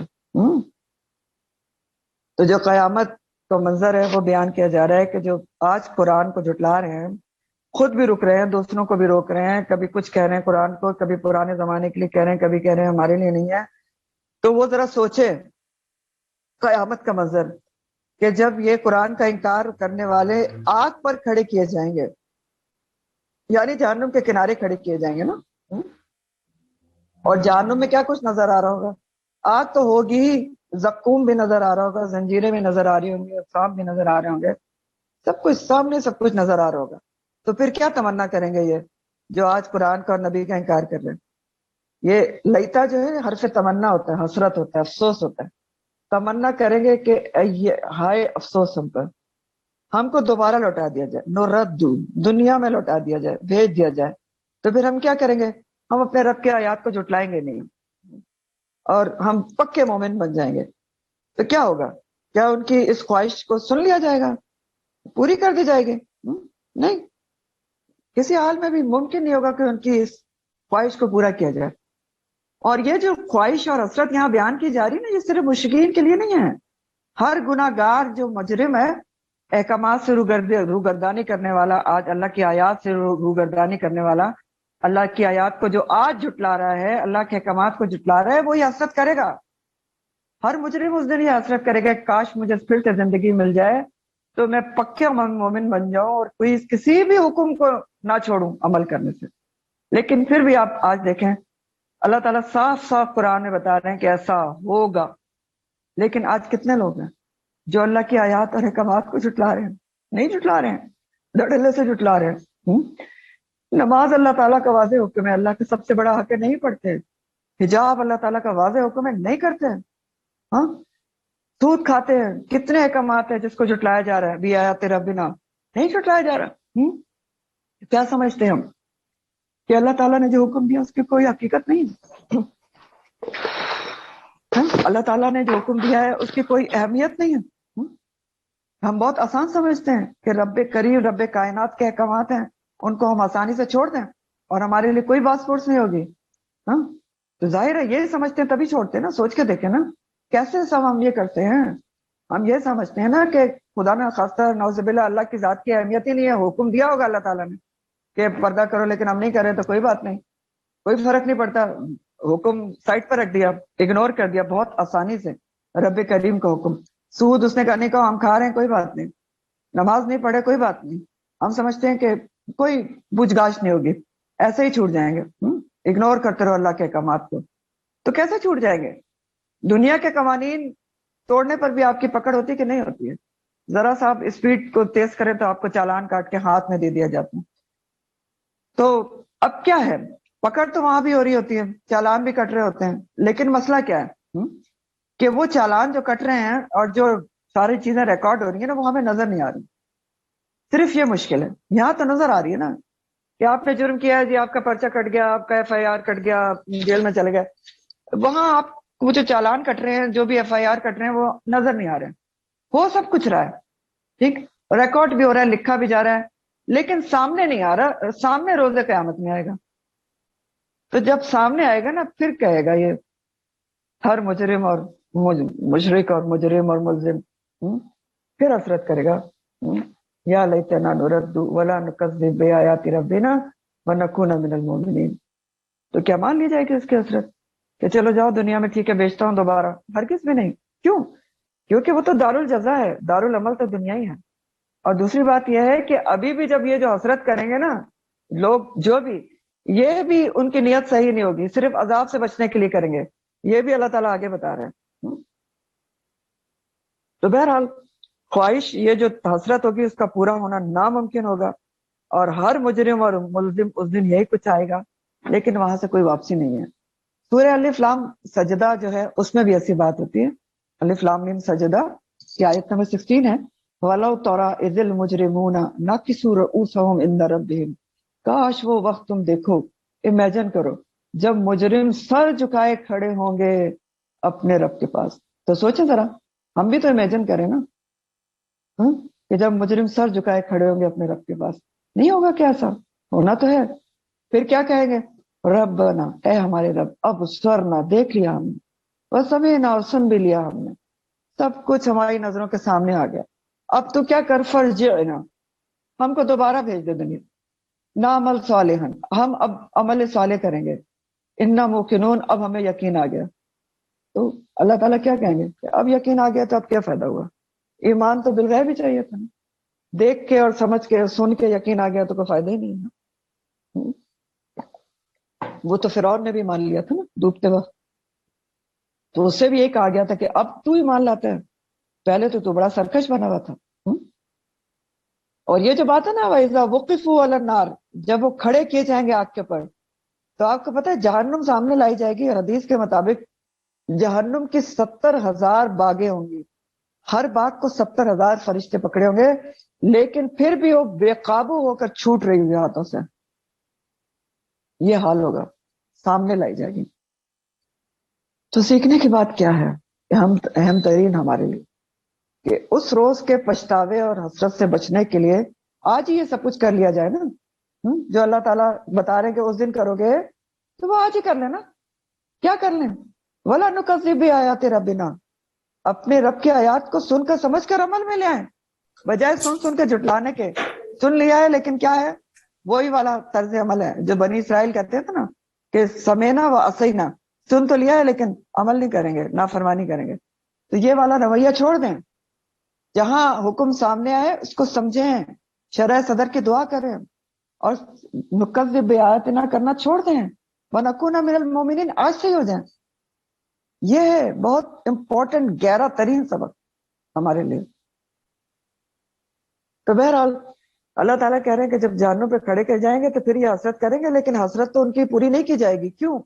کیونکہ بدالہم بلکہ ظاہر ہو جائے گا ان کے لیے ما کانوا یخفون من قبل، جو کچھ وہ چھپاتے تھے اس سے پہلے. یہ حسرت کریں گے، حسرت تھوڑی پوری ہوگی. کیوں؟ کیونکہ سب کچھ ظاہر ہو جائے گا، جو کچھ وہ چھپاتے تھے. ان کے دلوں کے اندر جو کچھ تھا ظاہر ہو جائے گا. بدا کا مطلب ہوتا ہے کہ ایک دم سے سامنے آ جانا کسی چیز کا. تو دنیا میں جو کچھ دلوں میں چھپاتے تھے وہ سب سامنے آ جائے گا. تو اس لیے ان کی کسی حال میں بھی نجات نہیں ہوگی. تو سامنے کیا آ جائے گا جو دلوں میں چھپاتے تھے؟ اگر آپ مشرکین کے مکہ کے حساب سے لیں تو قرآن اور رسول کی صداقت صلی اللہ علیہ وسلم کی ان کے دل جانتے تھے. بتایا نا میں نے آپ کو کہ جو ابو جہل اس نے ایک دفعہ کہا بھی تھا، ایک دفعہ تو زبان سے بھی اس نے کہا تھا کہ مجھے پتا ہے کہ سچے رسول ہیں، اور وہ چھپ چھپ کے سنتے تھے. تو ان کے دل تو جانتے تھے. اور آپ خود دیکھیں کہ انہوں نے صادق اور امین کا لقب انہوں نے تو دیا تھا نبی کریم صلی اللہ علیہ وسلم کو.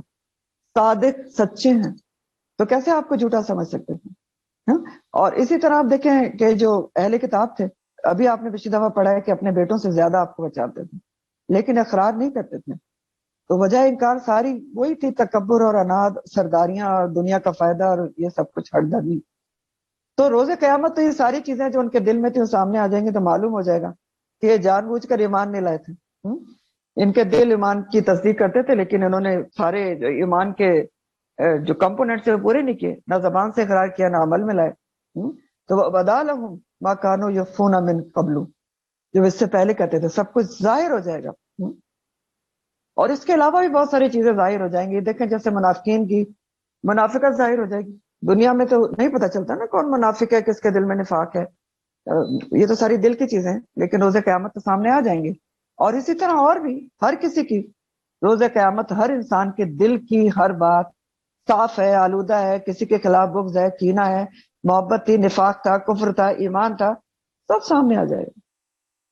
کھول کے رکھ دیا جائے گا نا، اعمال نامے کھول دیے جائیں گے نا. ایک ایک چیز لکھی ہوگی نا اس کے اندر. انسان کہے گا بھی نا کہ مالی حاضل کتاب لا یغادر صغیرۃ ولا کبیرہ الا احصاها، کہے گا یا اللہ یہ کیسی کتاب ہے کہ اس میں سب چھوٹی سے چھوٹی اور بڑی سے بڑی بات بھی لکھی ہوئی ہے، گن گن کر لکھی ہوئی ہے.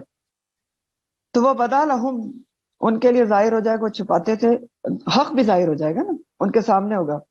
جو اللہ کی ذات، جہنم کا عذاب وغیرہ سب بدا لہم.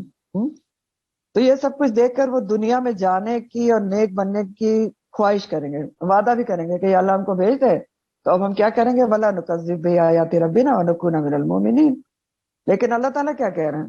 اللہ تعالیٰ کہہ رہے ہیں کہ یہ ابھی بھی جو وعدے کر رہے ہیں نا کہ مجھے دنیا میں دوبارہ بھیج دو اور ہم بڑے نیک بن جائیں گے، ایمان والے بن جائیں گے اور اللہ کی آیات کو نہیں جھٹلائیں گے، ابھی بھی جھوٹ بول رہے ہیں. یہ اللہ تعالیٰ فرما رہے ہیں. یہ ابھی بھی ان کی نیت ٹھیک نہیں، یہ ابھی بھی صرف جہنم اور عذاب سے بچنے کے لیے اس طرح کے وعدے کر رہے ہیں. ابھی بھی کوئی شوق اور رغبت سے نہیں وعدہ کر رہے کہ ہم ایمان والے بن جائیں گے. ابھی بھی ان کا ایمان جو ہے وہ اختیاری نہیں ہے جو اللہ کا مطلوب ہے، اضطراری ہے. اضطراری ایمان کا وعدہ کر رہے ہیں، یعنی مجبوری میں کہ کسی طرح جہنم سے بچ جائیں. تو اگر میں ان کو دنیا میں لوٹا بھی دوں تو پھر بھی یہی کچھ کریں گے جو ابھی بھی کرتے رہتے ہیں. وَلَوْ رُدُّوا، اگر وہ لوٹا بھی دیے جائیں، لَعَادُوا، البتہ پھر پلٹ آئیں گے، اعادہ کریں گے. کس چیز کا؟ لما نہو، جس سے وہ روکے گئے تھے، انہو، اس سے. اور انہم، بے شک وہ، لکاذبون، البتہ جھوٹے ہیں، ابھی بھی جھوٹ بول رہے ہیں. اگر ان کو دنیا میں لوٹا بھی دوں وہی کچھ کریں گے، اعادہ کریں گے جو پہلے بھی کرتے رہے، کیونکہ نیت ہی سچی نہیں ہے. ابھی بھی ان کا ایمان استرار ہے، مجبوری میں کہہ رہے ہیں نا، عذاب سے بچ جائیں، عذاب سے بچنے کے لیے کر رہے ہیں. تو اگر دوبارہ بھی لوٹا دوں تو پھر بھی وہی کچھ کریں گے جو پہلے بھی کرتے رہے ہیں، جو پہلے بھی کرتے رہے ہیں. دنیا کی رنگینیوں میں دوبارہ بھی جا کر گم ہو جائیں گے، اللہ کے تعالیٰ کی نافرمانیاں کریں گے اور اپنا مقصد زندگی بھول جائیں گے. کیونکہ جس نے مومن بننا ہو نا، اللہ کی آیات کو نہ جھٹلانا، وہ پہلی زندگی میں سب کچھ کر لیتا ہے. جس نے نہیں کرنا اس کو آپ کتنی بھی زندگیاں دے دیں، اس نے وہی کچھ کرنا ہے جو پہلے بھی کرتا رہا ہے. وَلَوْ رُدُّوا لَعَادُوا لِمَا نُهُوا عَنْهُ إِنَّهُمْ لَكَاذِبُونَ. یہ جھوٹے ہیں، ابھی بھی جھوٹ بول رہے ہیں. یہ ایسے ہی بات ہے کہ اس کو آپ دنیا کے اس سے سمجھیں ایک طریقے سے کہ ہم کبھی بیمار ہوتا ہے، ہم میں سے کوئی بہت مشکل مصیبت میں ہوتا ہے، کوئی بڑی بیماری آ جاتی ہے، کوئی بڑی مشکل آ جاتی ہے، کوئی بہت بڑا فائنینشیل کرائسس میں آ جاتے ہیں، کچھ بھی ہو جاتا ہے، تو کیا کرتے ہیں؟ بڑی توبہ استغفار قرآن خوانی یہ وہ فلانا کرو، اللہ سے بڑے وعدے بھی کرتے ہیں، یا اللہ یہ مصیبت ٹال دے تو ہم یہ کریں گے اور یہ چھوڑ دیں گے اور وہ چھوڑ دیں گے، قرآن پڑھیں گے، پردہ بھی کر لیں گے، اللہ تعالیٰ تیرے احکامات پہ عمل کریں گے، کسی طرح سے اس مصیبت کو ٹال دے۔ بہت سارے وعدے کرتے ہیں، پھر کیا ہوتا ہے؟ اللہ تعالیٰ دور کر دیتے ہیں، پھر تھوڑے دن شاید کوشش بھی کرتے ہیں، لیکن پھر وہی دنیا اور دنیا کے جھمیلے اس میں گم ہو جاتے ہیں، بھول جاتے ہیں کہ کوئی وعدے بھی کیے تھے، سب بھول جاتے ہیں۔ اللہ تعالیٰ قرآن میں کہتے بھی ہیں کہ جب انسان کو مشکل مصیبت پڑتی ہے تو ہم سے دعا کرتا ہے، لمبی لمبی دعائیں، اور جب ہم مشکل کو دور کر دیتے ہیں تو لگتا ہے کبھی اس نے ہم سے کوئی دعا کی ہی نہیں تھی۔ تو یہ حال ہوتا ہے انسانوں کا۔ سورہ زمر میں بھی آتا ہے، سورہ آیت نمبر 17 میں اللہ تعالیٰ کہتے ہیں وَبَدَا لَهُم مِنَ اللَّهِ مَا لَمْ يَكُونُوا يَحْتَسِبُونَ، اور ان کے لیے ظاہر ہو جائے گا اللہ کی طرف سے جو وہ سوچ بھی نہیں سکتے تھے، جس کا گمان بھی نہیں رکھتے تھے، وہ سب چیزیں ان کے سامنے آ جائیں گی، سب دل کے حال سارے کیا دھرا سب کچھ سامنے آ جائے گا۔ تو اس لیے اللہ تعالیٰ ان کی بات پہ یقین تھوڑی کریں گے کہ ہمیں بھیج دیا جائے اور دوبارہ کر دیں۔ اللہ تعالیٰ کو پتہ چل جائے گا کہ یہ تو دوبارہ بھی بھیجا گیا تو یہی سب کچھ کریں گے، تو جھوٹے ہیں، ابھی بھی جھوٹ بولنا ہے، عذاب سے بچنا چاہتے ہیں، ابھی بھی اضطراری طور پر ایمان لانے کا وعدہ کر رہے ہیں۔ وقالوا، اور انہوں نے کہا، کنہوں نے کہا؟ خاص طور پر یہی مشرکین مکہ کی بات ہو رہی ہے خاص طور پر، لیکن ایسی باتیں اور بھی ہر دور میں لوگ کرتے رہے ہیں جو آگے بتائی جا رہی ہے۔ وقالوا، اور انہوں نے کہا، ان ہیا، نہیں ہے یہ، الا حیاتنا دنیا، مگر دنیا ہی کی زندگی، یعنی دنیا ہی کی زندگی سب کچھ ہے، وما نحنو، اور نہیں ہے ہم بمبعوثین، دوبارہ اٹھائے جانے والے۔ یہ مشرکین کا ایک قول بتایا جا رہا ہے کہ وہ کہتے تھے کہ دنیائی کی زندگی سب کچھ ہے، مبعوثین جو ہے نا یہ بعثہ سے دوبارہ اٹھانا، اور اس کی مبعث کی جمع ہے، اسم مفعول ہے، جمع مذکر۔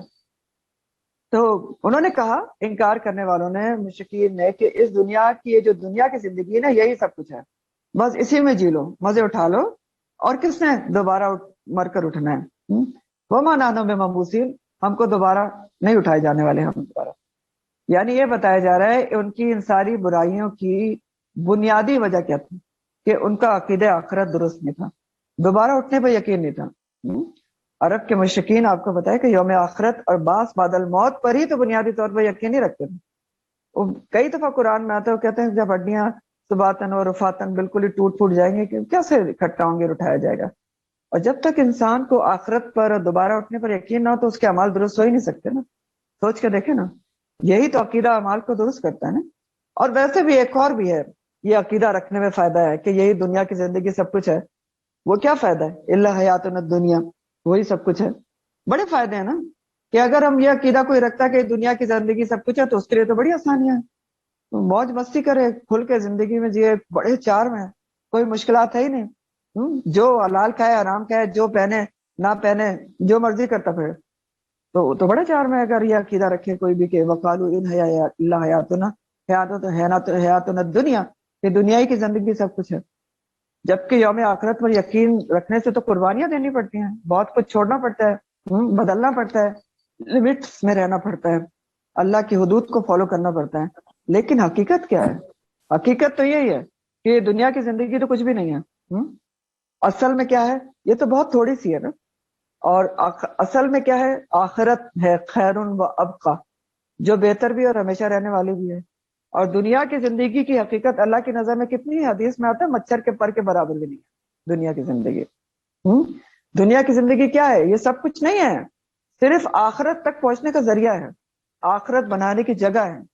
لیکن افسوس کے ساتھ ہم میں سے اکثریت اپنی زندگی کا زیادہ حصہ اس مچھر کے پر کے حصول میں ہی لگا دیتا ہے، بلکہ مچھر کے پر سے کم جس کی حقیقت ہے اس میں ہی لگا دیتے ہیں۔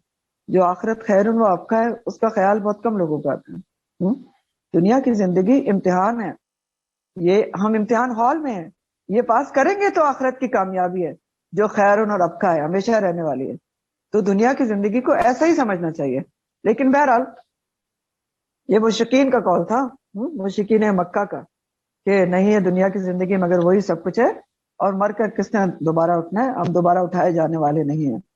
تو تھا تو مشرکین کا قول، لیکن کیا کچھ اس قسم کی باتیں آج ہم نہیں سنتے، نہیں ہوتی ہیں ایسی باتیں کہ دنیا کی زندگی کو انجوائے کرنا چاہیے اور اس کو بیکار نہیں گزارنا چاہیے، اور زندگی تو ایک ہی دفعہ ملتی ہے، کھل کر جینا چاہیے، اور کل کس نے دیکھی ہے، کل آئے گی تو دیکھا جائے گا، ایسے باتیں سنی آپ نے کبھی؟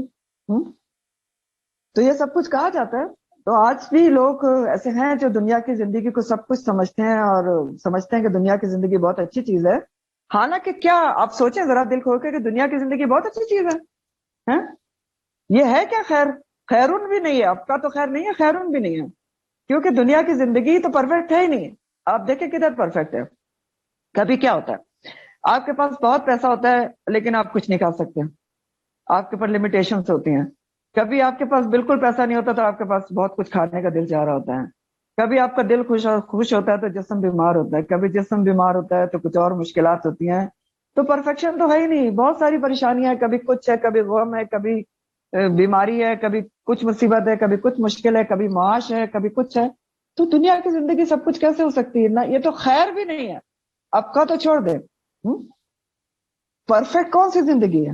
اخروی زندگی، جس میں نہ کوئی بیماری ہے، نہ کوئی مصیبت ہے، نہ موت ہے، نہ فکر معاش ہے، بس متکئین علی الارائک، بیٹھے ہوں گے تختوں کے اوپر اور بس جھک جھک کے ڈالیاں پھل پیش کر رہی ہوں گی، اور کوئی کام نہ کاج، صرف عیاشی عیاشی۔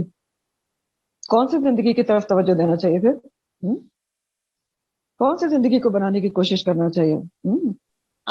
یہ سوچنے کے بعد جی، تو اس زندگی کو تو سب کچھ سمجھنا سخت کم عقلی ہے اور بے شعوری ہے اور غفلت کی بات ہے کہ ان ہی الا حیاتنا الدنیا وما نحن بمبعوثین، یہ دونوں باتیں سمجھنا۔ تو بہرحال ولو ترا، اسی بات پر ان کی اللہ تعالیٰ کہہ رہے ہیں کہ یہ دنیا کی زندگی کو سب کچھ کہتے ہیں، تو ان کی اس بات کے اوپر، اس غلط عقیدے کے اوپر اللہ تعالیٰ کہہ رہے ہیں کہ ولو ترا، کاش تم دیکھو، یہ اسی طرح کی بات ہے، کاش تم امیجن کر سکو، اور وہی خطاب نبی سے اور ہر پڑھنے والے سے صلی اللہ علیہ وسلم، کہ کاش تم اس وقت کو امیجن کر سکو، اس وقفو، جب یہ کھڑے کیے جائیں گے، روکے جائیں گے، کہاں پر؟ علی ربہم، اپنے رب کے پاس، اپنے رب کے سامنے، اپنے رب کے اوپر کھڑے کیے جائیں گے۔ جو دوبارہ اٹھنے کا انکار کرتے ہیں نا، تو جب وہ ٹائم دیکھو گے جب یہ دوبارہ کھڑے کر دیے جائیں گے اپنے رب کے سامنے، اور اس سے پکڑ پکڑ کر کھڑا کریں گے، بھاگنا چاہیں گے بھاگ نہیں سکیں گے۔ بھاگیں گے کیوں؟ کیونکہ ان کو تو یقین ہی نہیں تھا، اب سامنے دیکھیں گے تو بھاگنے کی کوشش کریں گے لیکن بھاگ نہیں سکیں گے۔ جہنم سامنے موجود ہوگی، تو اللہ تعالیٰ پھر پوچھیں گے اب بتاؤ بھائی، قال الیس ھذا بالحق، کیا یہ حق نہیں ہے جو تمہارے سامنے موجود ہے؟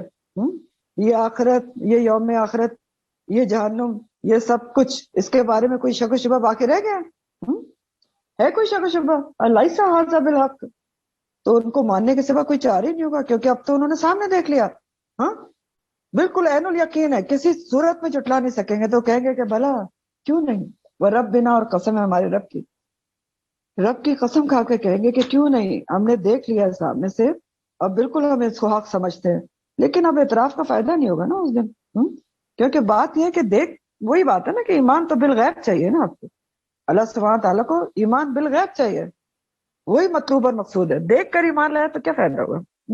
وہی فرعون والی بات ہے یہ۔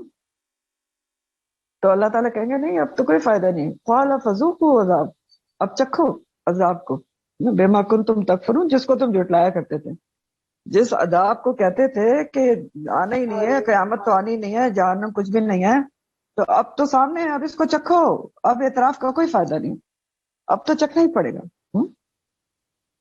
تو اللہ تعالیٰ فرماتے ہیں کہ قد خسر الذین کذبوا، تحقیق جھٹلایا، قد خسر الذین، تحقیق خسارہ اٹھایا ان لوگوں نے، بہت شدید نقصان اٹھایا ان لوگوں نے، کن لوگوں نے؟ کذبوا، جنہوں نے جھٹلا دیا، کس چیز کو؟ بلقاء اللہ، اللہ کی ملاقات کو، کن لوگوں نے اللہ کی ملاقات کو جھٹلایا وہ اس روز سخت خسارہ پانے والے ہوں گے، سخت نقصان اٹھانے والے ہوں گے۔ اللہ کی ملاقات کو جھٹلانے والے. اور اللہ سے ملاقات کا مطلب یہاں پر یہ نہیں ہے کہ اللہ تعالیٰ آمنے سامنے یا مشرکوں کے کافروں کے آ جائیں گے. نہیں، یہ بھی یاد رکھیں. ملاقات کا مطلب ہوتا ہے ملنا. ہو سکتا ہے پردے کے پیچھے سے بھی ملنا ہو، کیونکہ دیدار اللہ تعالیٰ کا تو بہت بڑی نعمت ہے نا، جو ایمان والوں کو ملے گی. کافر و مشرک اللہ کا دیدار نہیں کر سکے گی. لیکن بہرحال حساب کے لیے تو وہ کھڑے کیے جائیں گے نا، وقفوا علی ربہم، رب کے سامنے. بے شک پردے کے پیچھے ہو یا کچھ بھی ہو، پوچھا تو جائے گا. اب مال کے لیے جواب دہ ضرور ہوں گے. یہ سب کچھ ہوگا. تو جنہوں نے اللہ کی ملاقات کا انکار کیا وہ سخت نقصان اٹھانے والے ہوں گے، یہ کہا جا رہا ہے.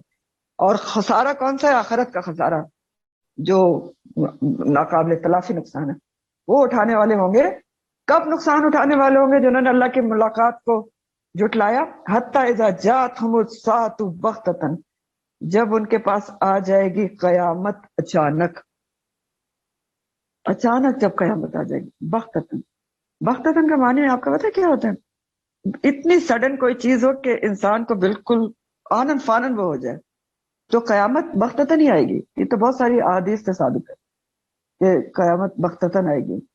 حدیث میں اس طرح کی بات آتی ہے کہ جو کوئی خاتون اپنی بچے کو دودھ پلانے جا رہی ہوگی، اس کے منہ میں دودھ دے نہیں سکے گی. منہ میں نوالا انسان لے کر جا رہا ہوگا، منہ تک نہیں لے جا سکے گا. اتنی سڈن ہوگی قیامت، بغتۃ ہوگی. کینچی لے کے کوئی کپڑا کاٹنے جا رہا ہوگا، کاٹ نہیں سکے گا. اور جب آ جائے گی قیامت اچانک، اس سے مراد ساعہ جو ہے نا، بے شک قیامت کبریٰ ہے، لیکن موت بھی مراد ہو سکتی ہے جو قیامت صغریٰ ہے. تو وہ بھی تو اچانک ہی آتی ہے نا، اچانک بھی آ جاتی ہے. اچانک موت کی مثالیں تو آج کے دور میں بہت سی ہیں نا، منٹوں سیکنڈوں میں لوگ اگلی دنیا میں پہنچ جاتے ہیں. تو بہرحال جب قیامت اچانک آ جائے گی یا موت اچانک آ جائے گی تو پھر وہ حسرت کریں گے. خاص طور پر قیامت کا ذکر ہے. تو پھر وہ کہیں گے جب قیامت، یہ جو جو جو جھٹلانے والے ہیں اللہ کی ملاقات کو، نقصان اٹھانے والے ہیں، جب ان کے سامنے اچانک قیامت قائم ہو جائے گی تو وہ کہیں گے یا حسرتنا، ہائے افسوس، ہائے حسرت ہم پر، الا ما فرطنا فیہا، اوپر اس کے حسرت ہے جو ہم نے کمی کوتاہی کی، فیہا اس کے بارے میں. کس کے بارے میں کمی کوتاہی کی؟ قیامت کی تیاری کے بارے میں جو کمی کوتاہی کی، اس پر حسرت کریں گے. یا اللہ ہمارے پر حسرت، ہم نے اس قیامت کی تیاری نہیں کی، کمی کوتاہی کی، ایسے ہی سوتے سوتے زندگی گزار دی، بازاروں تفریحوں میں زندگی گزار دی، وقت ہی نہ ملا اس کی تیاری کا. لیکن حسرت حسرت ہی رہے گی نا، کیونکہ قیامت کا دوسرا نام یوم حسرہ بھی ہے. فائدہ نہیں ہوگا. فرتنا کا جو لفظ ہے نا، یہ بھی بہت انٹرسٹ والا ہے. آپ دیکھیں تو انٹرسٹیبل ہے. فرتا یفرط تفریح سے باب تفصیل ہے، اور تفرید کے مطلب ہوتے کمی کوتاہی کرنا. ٹھیک. تو ایک معنی تو اس کا یہ ہے کہ یہ حسرت کریں گے کہ ہم نے قیامت کی، آخرت کی تیاری کو اہمیت نہ دی، دنیا کی زندگی میں مشغول رہے. ہاں، ٹائم ہی نہیں ملا. ابھی یہ ہے، ابھی وہ ہے، ابھی پڑھائی ہے، ابھی پھر اس کے بعد شادی ہے. اب شادی مین آئٹم ہے، پھر بچے بڑی مشکل ہے، ابھی چھوٹے ہیں، اس کے بعد ان کے ٹائم ہی نہیں ملتا. بڑے ہو گئے تو اور مشکلات ہیں. ٹھیک ہے، چھوڑنے جانا ہے، لینے آنا ہے، پھر بچے کے بچے ہو گئے، پھر ان کو بھی پالنا ہے، تو ٹائم ہی نہیں ملا. تو کیسی ہم نے کمی کوتاہی کی، دنیاوی زندگی میں مشغول رہے. اور فرتنا کا ایک اور معنی بھی ہوتا ہے کہ دوسرے کو آگے کر دینا اور خود پیچھے رہ جانا. تفرید سے کام لینا اپنے بارے میں، یہ بھی ایک معنی ہوتا ہے، تفرید سے کام لینا. یعنی دوسرے کو نیکی کا موقع دے دینا اور خود پیچھے ہو جانا. یعنی نیکی کا ایک موقع سامنے آیا ہے تو آپ سامنے کے آگے بڑھ کے نیکی نہ کریں اور دوسرے کو موقع دے دیں. سوچتے رہیں کہ اچھا نہیں، پہلے وہ کرے تو بعد میں میں کروں گی، پہلے وہ کرے نیک کام تو بعد میں کروں گی. تو یہ بھی فرتا کے مفہوم میں بھی آتا ہے. تو یہاں بھی بہت غور و فکر کی بات ہے ہمارے لیے کہ یہ انسان کی بہت بڑی شقاوت اور بدبختی ہے کہ وہ لقاء اللہ کا انکار کرے یا اس کو یاد نہ رکھے کہ اللہ سے ملاقات ہونی. اور جب موت یا قیامت اچانک آ جائے، یا موت قیامت صغریٰ اچانک آ جائے، تو پھر حسرت کرے کہ میں نے اس کی ملاقات کی، آخرت کی تیاری میں کمی کوتاہی کیوں نہ کی، سستی کیوں کی آخرت کی تیاری میں. تو پھر تو کوئی فائدہ نہیں ہوگا. تو سوچنے کی بات کیا ہے ہم سب کے لیے کہ ہم یہ سوچیں کہ ہم اس وقت کی کس طرح کی تیاری کر رہے ہیں، کس گریڈ کی تیاری کر رہے ہیں. کمی کوتاہی کر رہے ہیں، نہیں کر رہے ہیں، کچھ نارمل سے تیاری کر رہے ہیں، یا کوئی اچھی قسم کی تیاری کر رہے ہیں. یہ ہوم ورک ہے آپ کا، لکھ لیں. ٹھیک ہے. डिस्कशन में इसको पूछूंगी मैं कि हम किस तरह की आखिरत की तैयारी कर रहे हैं, ठीक, कोई कमी कोताही कर रहे हैं या बहुत अच्छे तरीके से कर रहे हैं या बस ऐसे ही लेवल सी दरमियानी सी तैयारी कर रहे हैं। देखें, तैयारी के हिसाब से मैं आपको कुछ चीजें बताती हूँ कि एक तैयारी होती है आला किस्म की, एक होती है दरमियानी, एक बिल्कुल कमी कोताही होती है, ये ध्यान ही नहीं है। मसलन नमाज अव्वल वक्त में पढ़ने वाले आगे होंगे, ठीक है, तो अब ये क्या है, ये अच्छे किस्म की तैयारी में आ जाती है। नमाज की अहमियत, अव्वल वक्त में पढ़ना, पूरी आदाब और शराइत अहमियत देना। फिर इसी तरह आपको पता है कि नेकी में सबकत ले जाने वाले, आगे पढ़कर करने नेकी करने वाले, पॉइनियर बनने वाले, अना अव्वलुल मुस्लिम बनने वाले के लिए सूरह वाक़िया क्या कहती है, वसाबिकून साबिकून उलाइकल मुकर्रबून, सबकत ले जाने वाले नेकियों में वही अल्लाह के मुकर्रबून में से होंगे। फिर अल्लाह के हुक्म पर जो फौरन अमल करते हैं वो मुकर्रबीन में होंगे। जाहिर है यही साबिकून का मतलब है। तो सोचना क्या है, हमने होमवर्क क्या करना है हर किसी ने कि मेरी तैयारी किस ग्रेड की है, किस ग्रेड में जाना चाहते हैं, किस ग्रेड की तैयारी है, कमी कोताही है, नॉर्मल है, या कोई आला किस्म की तैयारी है। तो बहरहाल आगे अल्लाह ताला फरमाते वहुम यहमिलूना, या कमी कोताही तो उन्होंने कर दी, मुलाकात का भी इनकार कर दिया, अल्लाह की आयत को भी झुटलाते रहे, सब कुछ कर लिया, तो खसारा पाने वाले होंगे। तो खसारा कैसे होगा, वहुम यहमिलूना, और वो उठाए हुए होंगे, औजारहुम, अपने बोझ को, बोझों को, कहाँ, अला ज़ुहूरिहिम, अपनी पीठों के ऊपर। अब ये अल्फाज एक दो समझना बहुत जरूरी है आपके लिए। यहमिलूना का लफ्ज हमला से है, लेकिन हमला में दो चीजें होती हैं, दो मानी होते हैं। एक जबर के साथ होता है हमल, उसके मानी होते हैं बातनी तौर पर बोझ उठाना। जैसे प्रेगनेंसी को आप हमल कहते हैं ना, तो वो बातनी बोझ होता है ना, अंदर होता है ना, पेट के अंदर होता है। या जैसे आसमान के अंदर, ये सॉरी, बादलों में पानी होता है, तो उसके लिए भी हमल का लफ्ज होता है, कुरान में आया भी ये बात बताइए। लेकिन एक लफ्ज होता है हिमल, जेर के साथ, हा के नीचे जेर लगा दी। तो हिमल के मतलब होते हैं इस्तिताअत के मुताबिक ज्यादा से ज्यादा मादी बोझ उठाना, पीठ पर बोझ उठाना। हिमल के मतलब क्या होते हैं, इस्तिताअत के मुताबिक ज्यादा से ज्यादा फिजिकल लिटरली बोझ उठाना, ठीक। और ये लफ्ज उसी से है। और औजार किसको कहते हैं, विजर की जमा है। विजर भी बोझ को कहते हैं, लेकिन विजर का मानी बिल्कुल मुख्तलिफ है। विजर का मतलब होता है एक कपड़ा फैला कर रखें और उसमें बहुत सारा बोझ डालकर उसकी गठरी बनाकर उठाएं, ये विजर होता है, ठीक है। तो कहा जा रहा है कि वहुम यहमिलूना औजारहुम, वो उठाए हुए होंगे अपनी बोझों को, गठरियों को, गुनाह की गठरियां होंगी, अल्लाह ज़हूर फिजिकली होंगी, कोई ख्याली ऐसी जो है तस्वुराती बोझ नहीं होगा, हकीकी गुनाह के गट्ठर होंगे जो लोगों की पीठों के ऊपर लदे हुए होंगे। और ये चीज मुख्तलिफ हदीस से साबित है कि आपने देखा ना कि हदीस में आता है कि जानवरों की शक्ल में भी पीठों पर बोझ लदे हुए होंगे। नबी करीम सल्लल्लाहु अलैहि वसल्लम ने कहा ना कि तुम में से कोई रोजे क़यामत ऐसा ना है कि उसके कंधों पर चोरी की बकरी या गाय लदी हुई मिमियारी और मुझसे मदद तलब करे तो मैं उसकी कोई मदद नहीं कर सकता। और एक और हदीस में आपने कहा कि कोई मालिक गनीमत से अगर किसी ने कोई बकरी चुराई है तो वो उसके कंधों पर लदी हुई आएगी रोजे क़यामत, मिमियाती होगी। और ज़कात के बारे में क्या हदीस आती है कि जिसने ज़कात नहीं दी तो वो जो उसका जो माल है जिसकी उसने ज़कात नहीं दी, वो उसके गले में सांप की शक्ल में, गले और शोल्डर्स के आसपास, कंधों पर ही होगा ना सांप, जब गले में लिपटा हुआ होगा,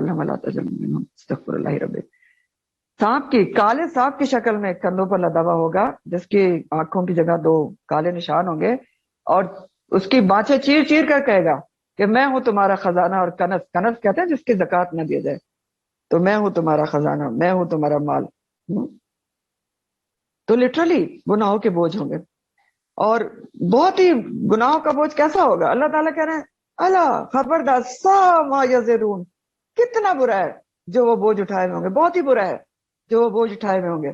जाहिर है कितना बुरा बोझ होगा, गुनाहों का बोझ। आप सोचें, गंदगी का ढेर, बदबूएं आ रही होंगी उसमें, नागवार तरीन बोझ होगा उसके अंदर, वो उठाया हुआ होगा। इसके बारे में ना एक जगह पर मैंने एक रिवायत पढ़ी थी, उसकी मुझे ऑथेंटिकेशन नहीं पता, लेकिन रिवायत बहुत اس سے تعلق رکھتی ہے, موٹیویشن سے تعلق رکھتی ہے, کہ اس میں بتایا گیا ہے کہ ایک اس میں قبر کے اندر جب انسان دفن کیا جاتا ہے تو اس کے پاس ایک انسان آئے گا, بہت ہی بدبویں اس کے اندر سے اٹھ رہی ہوں گی, میلے کچیلے کپڑے, گندی شکل, کالا رنگ اور یہ سب. تو وہ بندہ پریشان ہو جائے گا, کہے گا تم کون ہو؟ تو کہے گا میں تمہارا برے اعمال ہوں. اور پھر وہ اس کے ساتھ استغفر اللہ رب لپٹ کر لیٹ جائے گا اور قیامت تک اس کے ساتھ ہوگا. تو بہرحال روایت صحیح ہے یا نہیں صحیح ہے, ہو بھی سکتا ہے نہیں بھی ہو سکتا, لیکن یہ تو بہرحال اوتھینٹک بات ہے کہ یہ جو وزر ہے نا وہ فزیکلی بوجھ ہوں گے, گناہوں کے گٹھرے ہوں گے, باقاعدہ طور پہ گٹھریاں ہوں گی جو بوجھوں اپنی پیٹھوں پر اٹھائی جائیں گی لوگوں کی. اور یہ بھی قرآن نے بتایا کہ وہاں پر کوئی دوسرے کا بوجھ نہیں اٹھائے گا, کوئی مددگار نہیں, کوئی بھی نہیں اٹھائے گا, کوئی ماں باپ اولاد بیوی شوہر کوئی بھی نہیں اٹھائے گا. بدبودار بوجھ کسی کا کوئی کیوں اٹھائے گا؟ کسی کے بدلے کوئی جہنم میں کیسے جانا چاہے گا؟ لا تزر وازرۃ وزر اخری, کوئی بھی نہیں اٹھائے گا. لیکن ہاں یہ ضرور ہے کہ بعض لوگ اپنے علاوہ دوسروں کے بوجھ بھی اٹھائے ہوئے ہوں گے. وہ کون ہوں گے؟